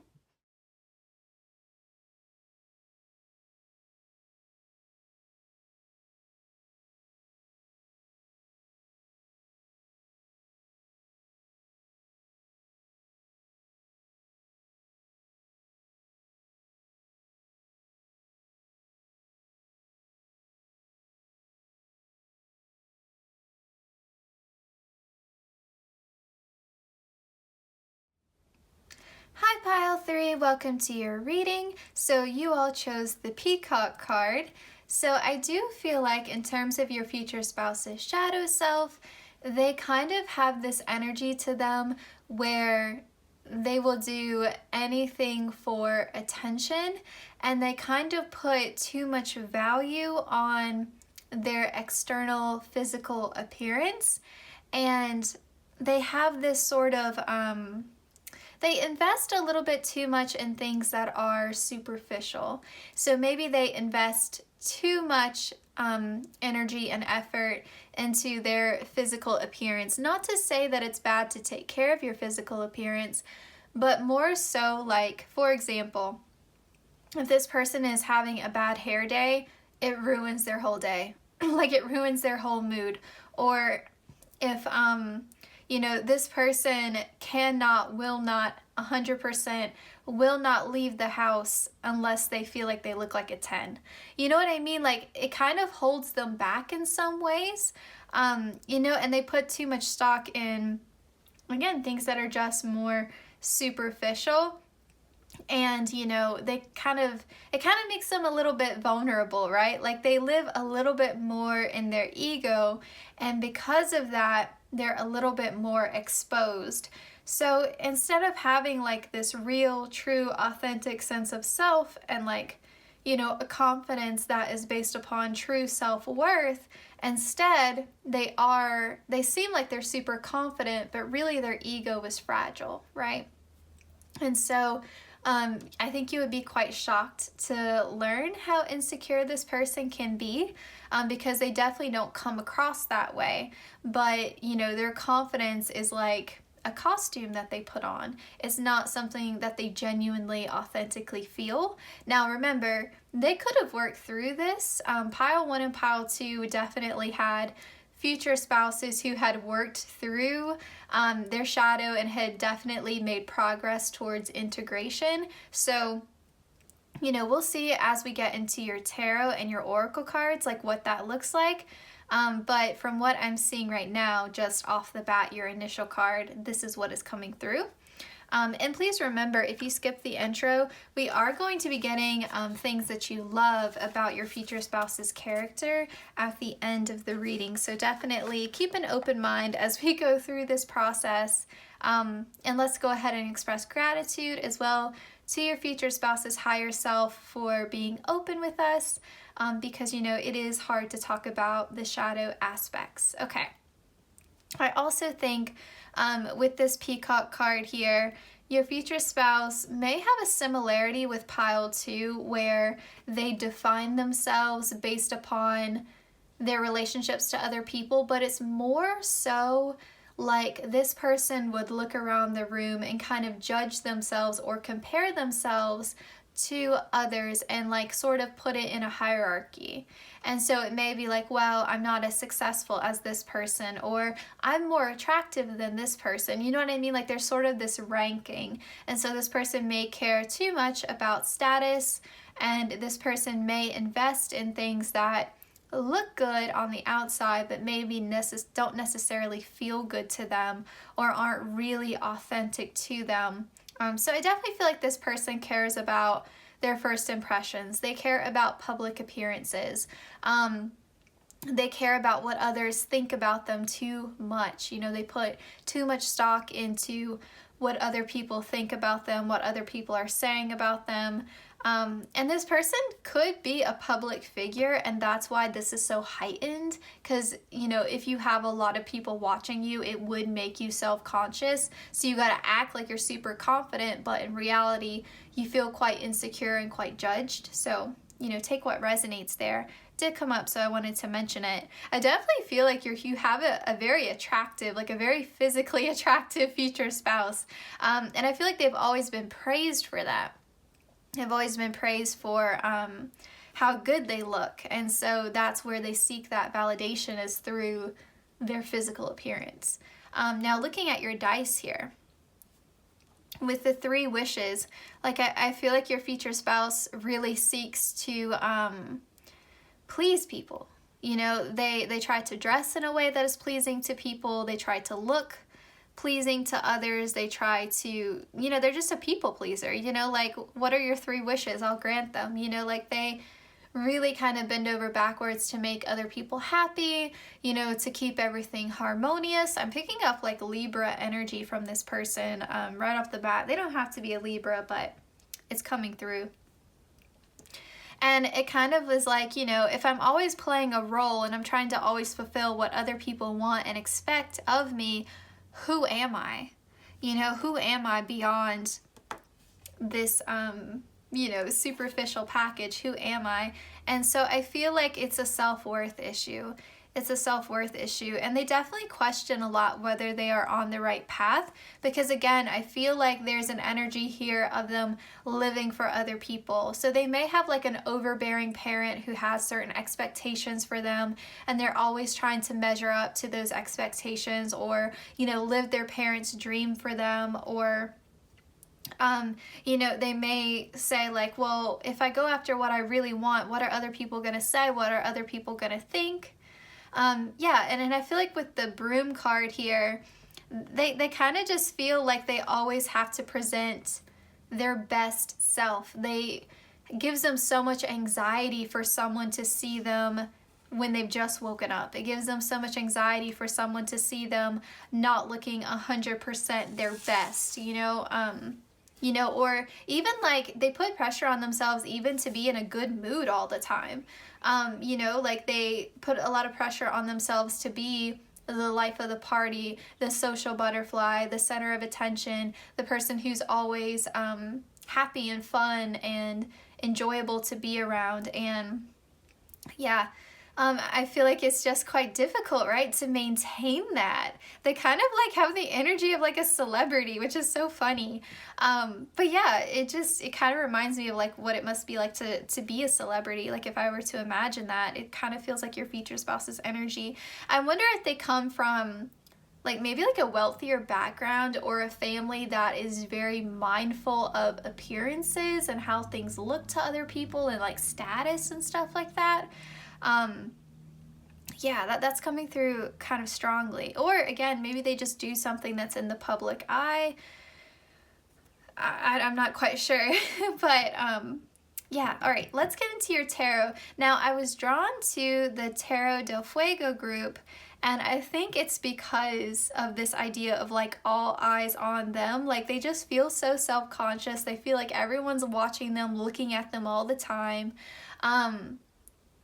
And they very well might be if this person is a public figure. But I also feel like this person they kind of have a chaotic relationship with their emotions. Yeah. Like, I feel like, again, that's because they put that pressure on themselves to always be happy-go-lucky, always be fun-loving, and no one can keep up that forever, right? Like, we all have bad days, but it's like this person doesn't want anyone to see that, you know, the human side to them. Okay, let's get into your tarot messages again. I really hope people are open to this reading. I'm really grateful to the subscriber who suggested the topic because pile 1 and pile 2 were amazing. And I think it's definitely important to have like a realistic idea of your future spouse and to understand that, you know, they're not going to be you know, like the Prince Charming trope, you know, like they're going to be a real human being with the depth, you know. And it's our shadows that give us depth, you know, it's our shadows that make us dynamic and interesting. And yeah, I mean, otherwise we would be very dull, robotic shells of human beings. Okay, so let's get into it now. Pile 3. Future spouse's higher self. Can you tell us about pile 3's future spouse's shadow? And Spirit, if you want to give your input as well, that is greatly appreciated. The Tower. Oh man, what a way to start off a shadow reading, right? Pile 3, future spouse's shadow. I thought I saw a card flip over. I guess I was wrong. Pile 3's shadow. We've got the 3 of Wands. I have a feeling that your future spouse may not be as open as the other 2 groups, just given this peacock energy. So if they don't want to share something, I'm not going to push it. We'll just, you know, be respectful of their energy. 7 of Swords. 3 of Wands, the Tower, and the 7 of Swords to start off. This is a lot. 9 of Swords. 5 of Swords. This person's in their head a lot. They are quite deceptive, okay? I just have to tell you, your future spouse is very deceptive. Like, there is so much more to this person than meets the eye. Bottom of the deck is the Knight of Wands. Yeah, there is so much more to this person than meets the eye. I actually want to get one more card. 10 of Pentacles. Okay, I'm gonna have to cover this up. I don't even know if you guys can see that or not, but gotta be mindful of YouTube. Okay. All right, so this person seems like they don't have a care in the world, like they're always happy, laughing, smiling, having a grand old time. In reality, this person, again, they seem like a social butterfly, but beyond that, like deeper than that, they actually have a lot of anxiety. And it's almost like this person, like, they have to like hype themselves up. They have to, it's kind of like a light switch. And so when they're in social situations, they feel like they have to be on. And then when they are at home, they finally feel like they can sink into themselves. They can turn that light switch off. They can just be in their own energy and they don't have to pretend anymore. But it's like this person was praised for being like talkative and funny and sociable. You know, it's like they got a lot of praise for being the center of attention, or maybe even praise for a certain talent when they were a kid. And so they started to understand that love is conditional. And so they were like, well, as long as I'm achieving a lot, as long as I have a smile on my face, as long as I seem like very amenable, I think that's a word, as long as I seem very malleable, it's almost like they were like molded by their parents. As long as like my personality and the way that I'm coming across is like easily digestible to everybody else, and you know, I will continue to get praise. And so it's like they're living for this applause, they're living for this praise, they're living for this positive feedback. And that's what they've come to know. Like, they've come to know that, like, okay, this is how I earn love. This is how I earn acceptance.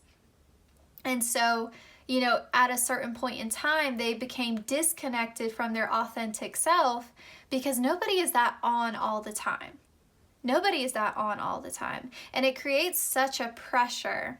And it may have even, like, the way he has like one finger touching the castle, the tower, which is actually crumbled here, right? We see this tower has fallen.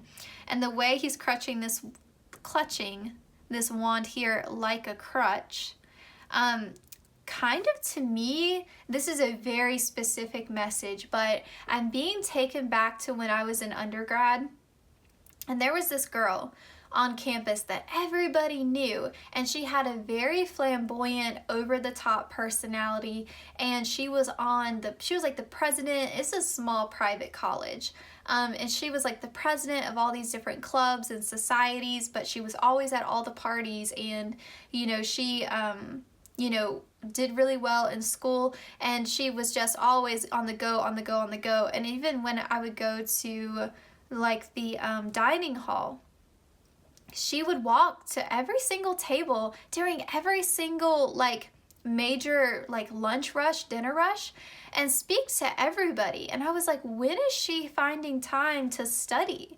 Like, how is she like doing all of this? How is she that on? Like, I was very suspicious of it. And I didn't click with her. I didn't have anything against her, but I just didn't understand. I don't know. I guess it was kind of like she had this glamour. That's what it is. It's like she had this glamour up, and I was like, there's something about this that doesn't feel real to me. Like, nobody is this on all the time. Like, I remember saying that. I was like, nobody's that on all the time. Like, there was something suspicious about it. And suspicious in the sense that it didn't feel authentic to me. And then it came out later that she had like a significant substance use problem, and that is how she was able to maintain like that level of high energy, because she was, you know, misusing substances that would spike her energy level. I don't want to get too into specifics because I don't want to trigger anybody, but you know, essentially, like, you know, you can't operate at that high of a level all the time. And so your future spouse may have some kind of crutch. I'm not saying they have a substance use disorder, but they may have some kind of crutch that helps them get through this pressure they put on themselves to always be on, to always be achieving, to always be successful, to always be the best. And I think they've had to learn that they can't compete all the time. They can't always be the best with the Five of Swords. Like, it's not sustainable. Like, you're not always going to be number one in life. And they understand that, like, that anxiety that's causing them, that insomnia that it's causing, is not sustainable. And so with the Tower here, they went through some point of reckoning where they had to stop lying to themselves and other people, and they went through some sort of major transformation here with the Death card. You know, it's like they found the key to their own happiness, their own kingdom. And so I do feel like now your future spouse is living life on their own terms, and with the Ten of Pentacles, they are more successful than they ever were. But it's like they had to stop swallowing all these swords, you know, all of these expectations that people put upon them. Again, I think for a lot of you, it was their parents who put this, because it feels deep. Like, it feels like it goes back from childhood. It may just be like a larger societal thing, but it feels like it's coming from their family. And they may have a lot of siblings, and that's part of this competition, but they just had this point of reckoning where they were like, I cannot keep doing this. Like, it's not making me happy. Like, I just want to be myself. I don't want to always feel like I have to be so on. you know, all this people pleasing is getting me nowhere. I'm miserable. I'm not being truthful to myself and who I am. You know, like they just had to let it go. And they're like, you know, if I'm not the best all the time, that's okay. Like I still have value. You know, if I don't always look perfect, I still have value. You know, and I have value beyond my talents and beyond like, because I feel like for some of you, this person is highly creative. Like there's something that they're talented at, something that they're really good at. They could also be really athletic. And maybe they had a parent who like pushed them and pushed them and pushed them to be the best, or, you know, to go professional or something like that. Or even like in terms of with the apple, like academically, they were pushed really, really hard. Maybe your future spouse is super smart and their parents were like, oh, well, you need to get a full ride scholarship and you need to go to an Ivy League college or something like that. Yeah, it just feels like, yeah, they were sinking into this black hole. They were like, you know, every time I achieve something, now you expect even more of me. Like, when is this ever gonna end? Where is the end in sight to this? And they couldn't see it. And so they were like, you know, something has to change here. This is reminding me of the monster in Beetlejuice. I definitely feel like your future spouse is like very intimately aware of their shadow side. They're intimately aware also of their ego. Yeah, like this person, listen, like we're not saying anything that they wouldn't tell you themselves. Like, and it's funny because that's such a huge shift for them. That shows you how much they have grown and the fact that they are no longer so obsessed with being the best, being number one, being a winner, being perfect, being, the most attractive, most handsome, beautiful, successful, talented, whatever. Like they don't care anymore. They've like just taken themselves out of the rat race and they're like, this is who I am and I'm living my life for me and I'm done with it. So this is like Leo energy right here, right? Like I'm gonna be confident because I deserve it. Like because I am who I am, not because I'm pleasing to other people. I don't care anymore. And so this is also like a huge step too, if this person is creative, to separate themselves from it and say, you know what, I'm just going to create art that, or, you know, whatever it is that they do. I'm going to create art that feels good and resonates with my soul and what I want to say and share my story, and not what I think is going to be appealing to, you know, this mass audience kind of thing. Okay. Wow. Let's get some zodiac signs. Now, your future spouse doesn't have to have these as their sun sign, although if you feel like you know this person, this could serve as confirmation for you. But more so, I'm just trying to get 2 astrological signs that will best represent your future spouse's shadow self.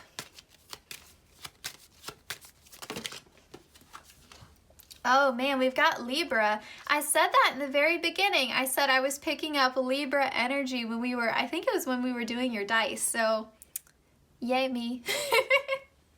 Yeah, this person was very concerned with their aesthetics, their visual, physical appearance, how their home looked to other people, how their clothes looked to other people.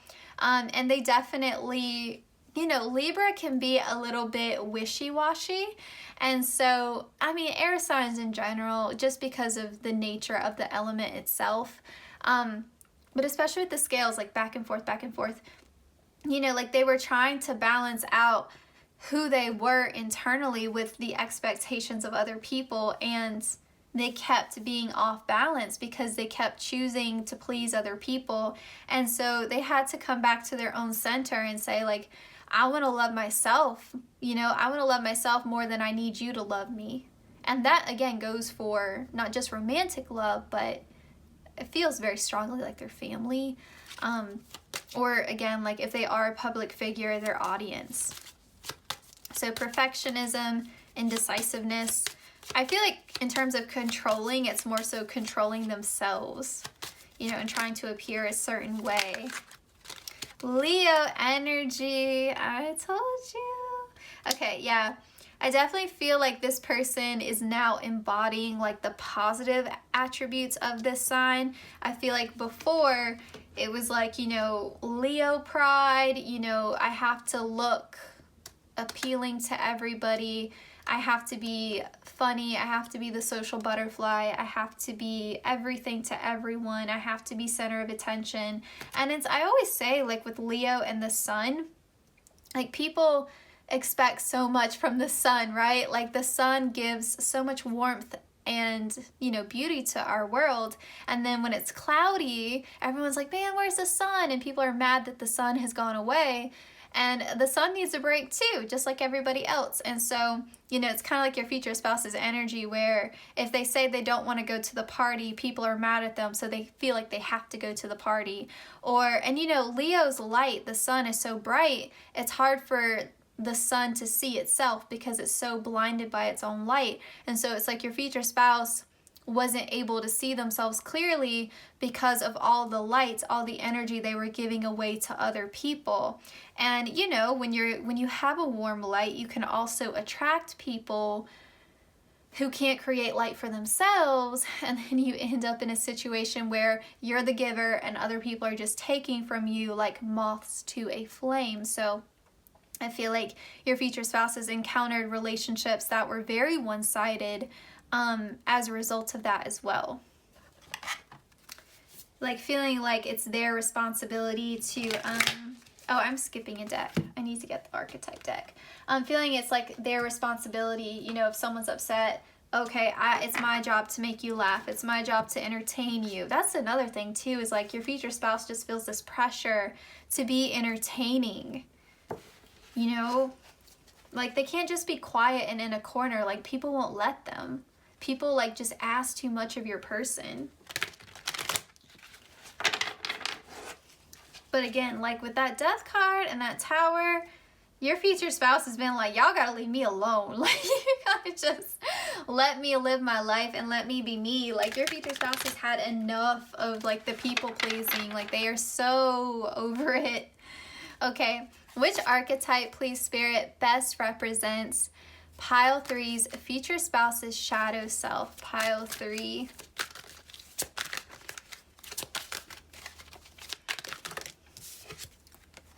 Okay, I told you.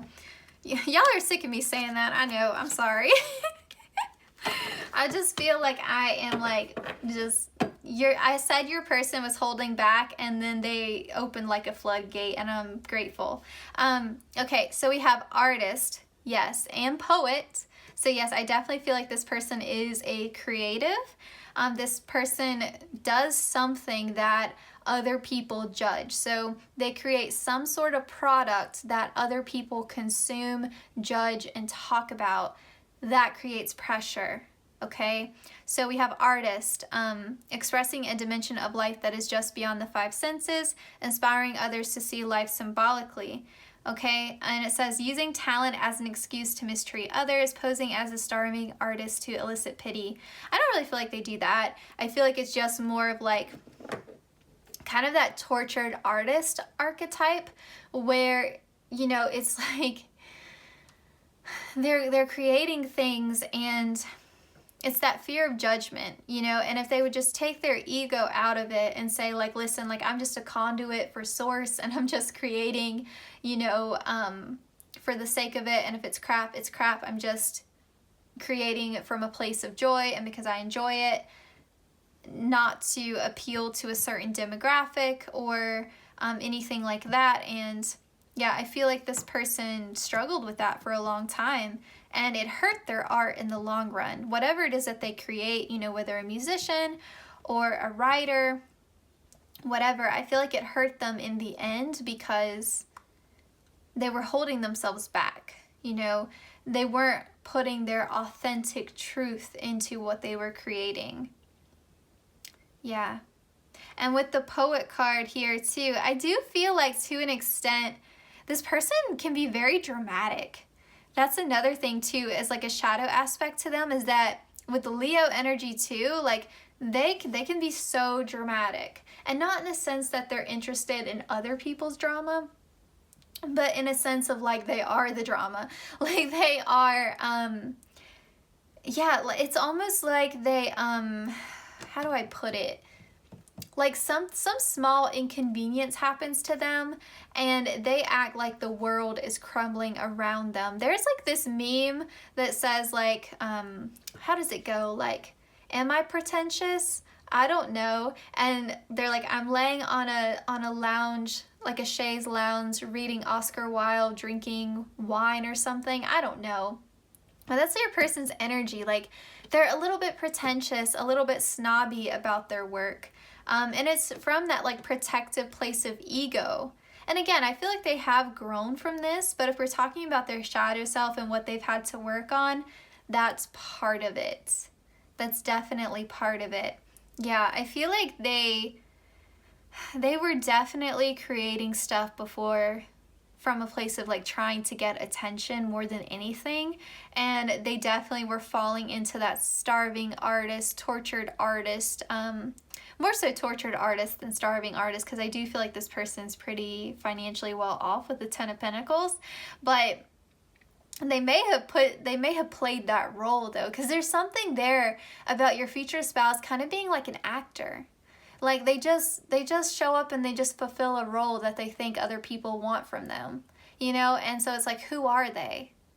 You know, it's like a mystery even to them. Like, who am I? When I take off this mask, when I stop playing this role at the end of the day, like, who am I?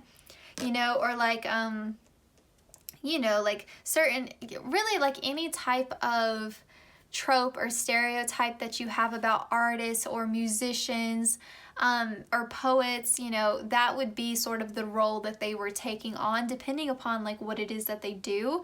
But yeah, I feel like they were just trying to fulfill kind of like a stereotype of that thing. So like for example, like if they play guitar and they're in a band, they're like, okay, well I need to dress like I'm in a band. Instead of just wearing their normal clothes, they're like, oh well, I need to start wearing like ripped jeans or a lot of black, or I need to get tattoos because that's part of the look. You know what I mean? It's like I need to get the look, you know, instead of just being who they are. And then with the Martyr card at the bottom of the deck, it says addiction to self-pity. This person, you know, if you're a people pleaser, which they definitely were in the past, it can kind of lead to like this passive aggressiveness where you resent other people, and it's like, well, stop going out of your way to do things for other people that they didn't even ask you to do. Stop bending over backwards trying to help other people. Stop giving too much, set some boundaries, and then maybe you wouldn't be carrying around all this resentment. Like, you can say no, so just say no. So they had to learn that. They had to learn that. You know, that victim mentality, they definitely had to learn to let that go. I'm really curious now, like, what do they do for work? All right, pile 3. Future spouse's shadow self.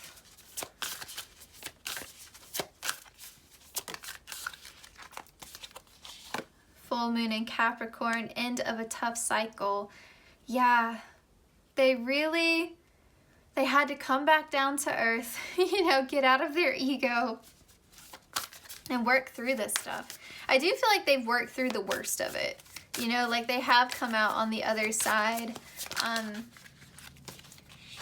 Full moon in Taurus, your dreams need a practical plan. Yeah, like they've come back down to earth with Capricorn and Taurus energy here.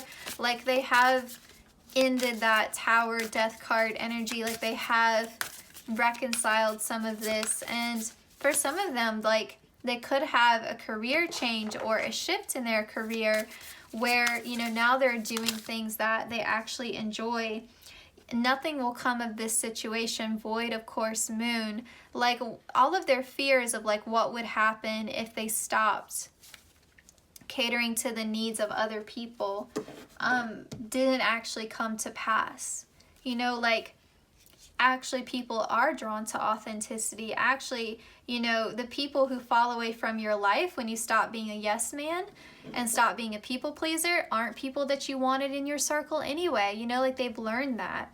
They've learned what it's like to have they've learned what the importance of being authentic, so you can attract authentic people and not people who just want something from you. Because again, your future spouse is very charming, very charismatic, very funny, very talented, and it was like everybody wanted a piece of them and they didn't know how to say no. And they thankfully have learned that. Okay, let's continue on now. Pile 3's future spouse's higher self. It says, when I lean on certainty and faith, I change my mind about the world I see. And then we have attack, pain, fear, judgment, and any form of separation are merely calls for help.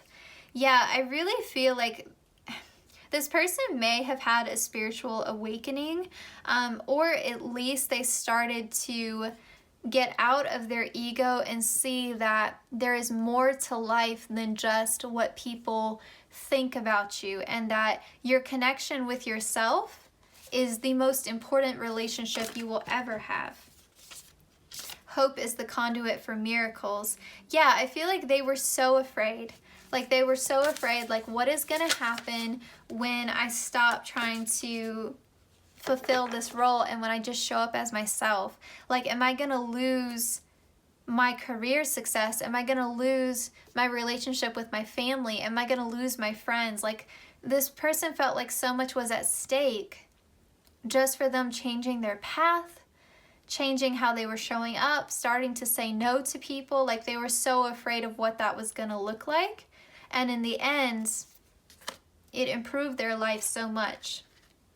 It says, the more energy and intention I bring to my faith, the more, Lord, the more fearless and free I am. My mind was like trying to combine free and fearless to say frivolous. Sorry. And it says, the key to prayer is to forget what I think I need. Yeah.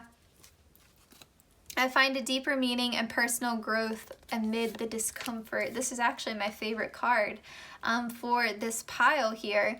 Like 100%, you know, like they may have gone through, like, Spirit may have forced this person into isolation with the Tower moment, like just to get them alone long enough to process how they were feeling and get to know themselves, because I feel like they hadn't had an honest conversation with themselves since like childhood or like early teens.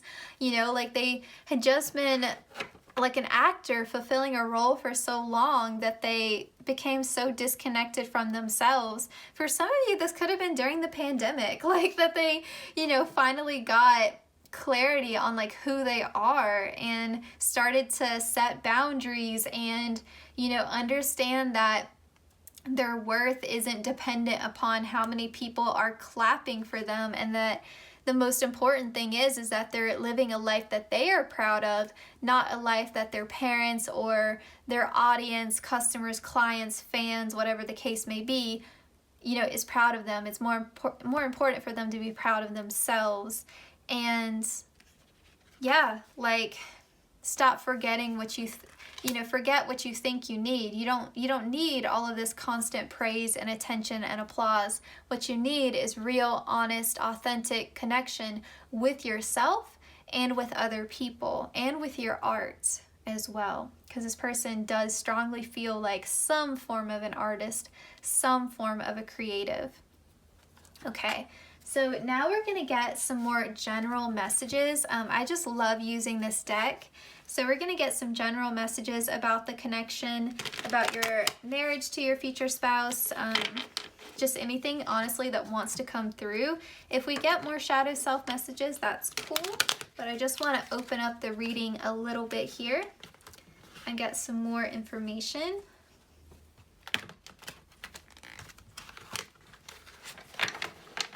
Okay, I'm going to split the deck here. Pile 3, future spouse, what do we need to know? Oh my gosh, rebirth. Yeah, like their higher self just wants to assure you.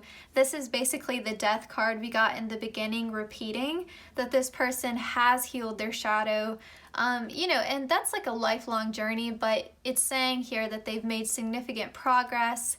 they have gone through this rebirth and transformation. They are, you know, open to a new beginning. Like, they're doing really well for themselves.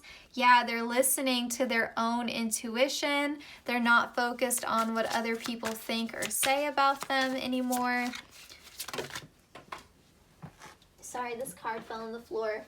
Oh, self-love. Yes, they've been on a self-love journey, you know, loving themselves from an authentic place and not from a place of ego, having a healthy ego, a healthy self-confidence. Yeah, I feel like they've had to let go of a lot of connections in their life, just people that were not good for them. They had some really bad people in their circle, like just some terrible two-faced friends, yeah, insincere, dishonest, like people in their circle that they had to let go of 100%. Maybe even some family that they had to distance themselves from. Yeah, I definitely feel like they went through a period of time where they were alone and they felt, yeah, just really sad, and it's because they had to let go of those friendships. But they learned that, you know, it's better to be alone than to have all these false friends around me, and, you know, it is what it is kind of thing.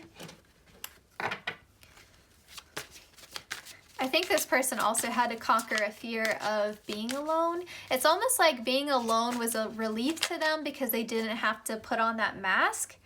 But then at a certain point, like, well, I'm craving that applause and that attention. You know, I need that kind of like that hit, you know, like I need that rush of attention, that what is it, like adrenaline rush of what it feels like to be the center of attention. That was the phrase I was looking for, adrenaline rush. Yeah, and so I feel like this person, it's not as strongly as pile 2. Like pile 2 had a real fear of being alone. This person, remember how I said they had like a chaotic relationship with their emotions? It's kind of like that. It's like I both want to be alone and I want to be the center of attention. You know, I feel like it's hard for that. It was hard for them to reconcile these two different sides to themselves, you know, because they were told for so long, like, this is who you are and this is who you should be. And so who they were authentically, they started to forget. Okay. Yeah, they've had to come to terms with like the truth of who they are and accept themselves. Yeah, as this card has come up in the last reading as well, like they've had a glow up, you know, like they've worked on themselves. You know, they have maybe had that spiritual awakening that we were picking up on, but at the very least, they have worked on some self-improvement. I do feel like when you get together with this person, it's best not to rush it, take it slow, build a solid foundation with this person. I feel like that will be the best course of action. Maybe like friends to lovers will work out best. So this person, you could meet them on a dating app or through social media. They could be checking you out before they actually reach out to you. This could also signify that this person is a public figure, like we were thinking about before. This could also mean like you have like a secret admirer. And with this clarity, clear thinking, and meditate, if you feel uncertain if this person, like when you actually meet them, if you feel uncertain about it, take some time out and meditate, because Spirit will send you confirmation that yes, this is your person, this is your true love, the person you're going to end up with. Especially if you're like a little bit intimidated by them, because I feel like they could be an intimidating person. This could also signal though that spiritual awakening we were picking up on, like maybe they now meditate and that's how they, you know, connect with themselves. I do feel like a lot of people are jealous of this person. Yeah, people definitely are envious of this person. I mean, they really are like very talented, very attractive. It seems like they're wealthy with the 10 of Pentacles. Like they have a lot going for them. And so I feel like they attract a lot of jealous energy. And that's probably why they had a lot of two-faced friends around them as well. Yeah, 100%. People may also be envious of your connection with this person, of your marriage to this person, especially if they're a public figure. I could see that being a thing as well. Okay. These are going to be messages that symbolize what you love the most about your future spouse's character once you two are together. So we can end on a positive note here. And to get more balance in the reading, of course, it says, I consume only my fair share. So like this person doesn't take more than what they give to the connection, okay? So this person is very balanced. They know how to give, and they also know how to receive in relationships. Also, this person could be very environmentally conscious, and they could also be a lover of animals. Also maybe vegetarian or vegan, that's coming through. It says, I do good. I feel like this person maybe is involved in some sort of charity work that they're very passionate about, but they always try to do the right thing. Like they try to do the right thing, you know, like they make an effort, they have good intentions. Yeah, I hold purity and high esteem. Like now that they are connected to who like their authentic self is, they're like, nobody is getting me to step off this pedestal. Nobody is getting me out of my energy. Like I finally know who I am, and I love me 100%, and I accept myself. I speak with sincerity. Yeah, like this person speaks with good intentions. Like they're honest, they're truthful. They say what they mean. They say how they feel. They're not out here playing games or trying to deceive anybody. I give offerings that are genuine. When they give, it's because they want to make someone feel good. You know, it's from a place of altruism. It's not from a place of ego or trying to manipulate or control anyone. So they give, you know, from an authentic, sincere place. I give blessings. Yes, like they wish other people well. Like they no longer feel like they have to compete with anybody else. Yep, they're protective of their energy 100%. Like no one is getting me out of my power anymore. No, no, no. They spread joy. They've always done that. Let's be honest. They have always been a lights in the room. And now they just do the best that they can. You know, like that's it. They don't stress too much about being number one or being the best. They're like, all I can do is my best, and that's it. Like I cannot always expect to be the number one at every single thing that I do.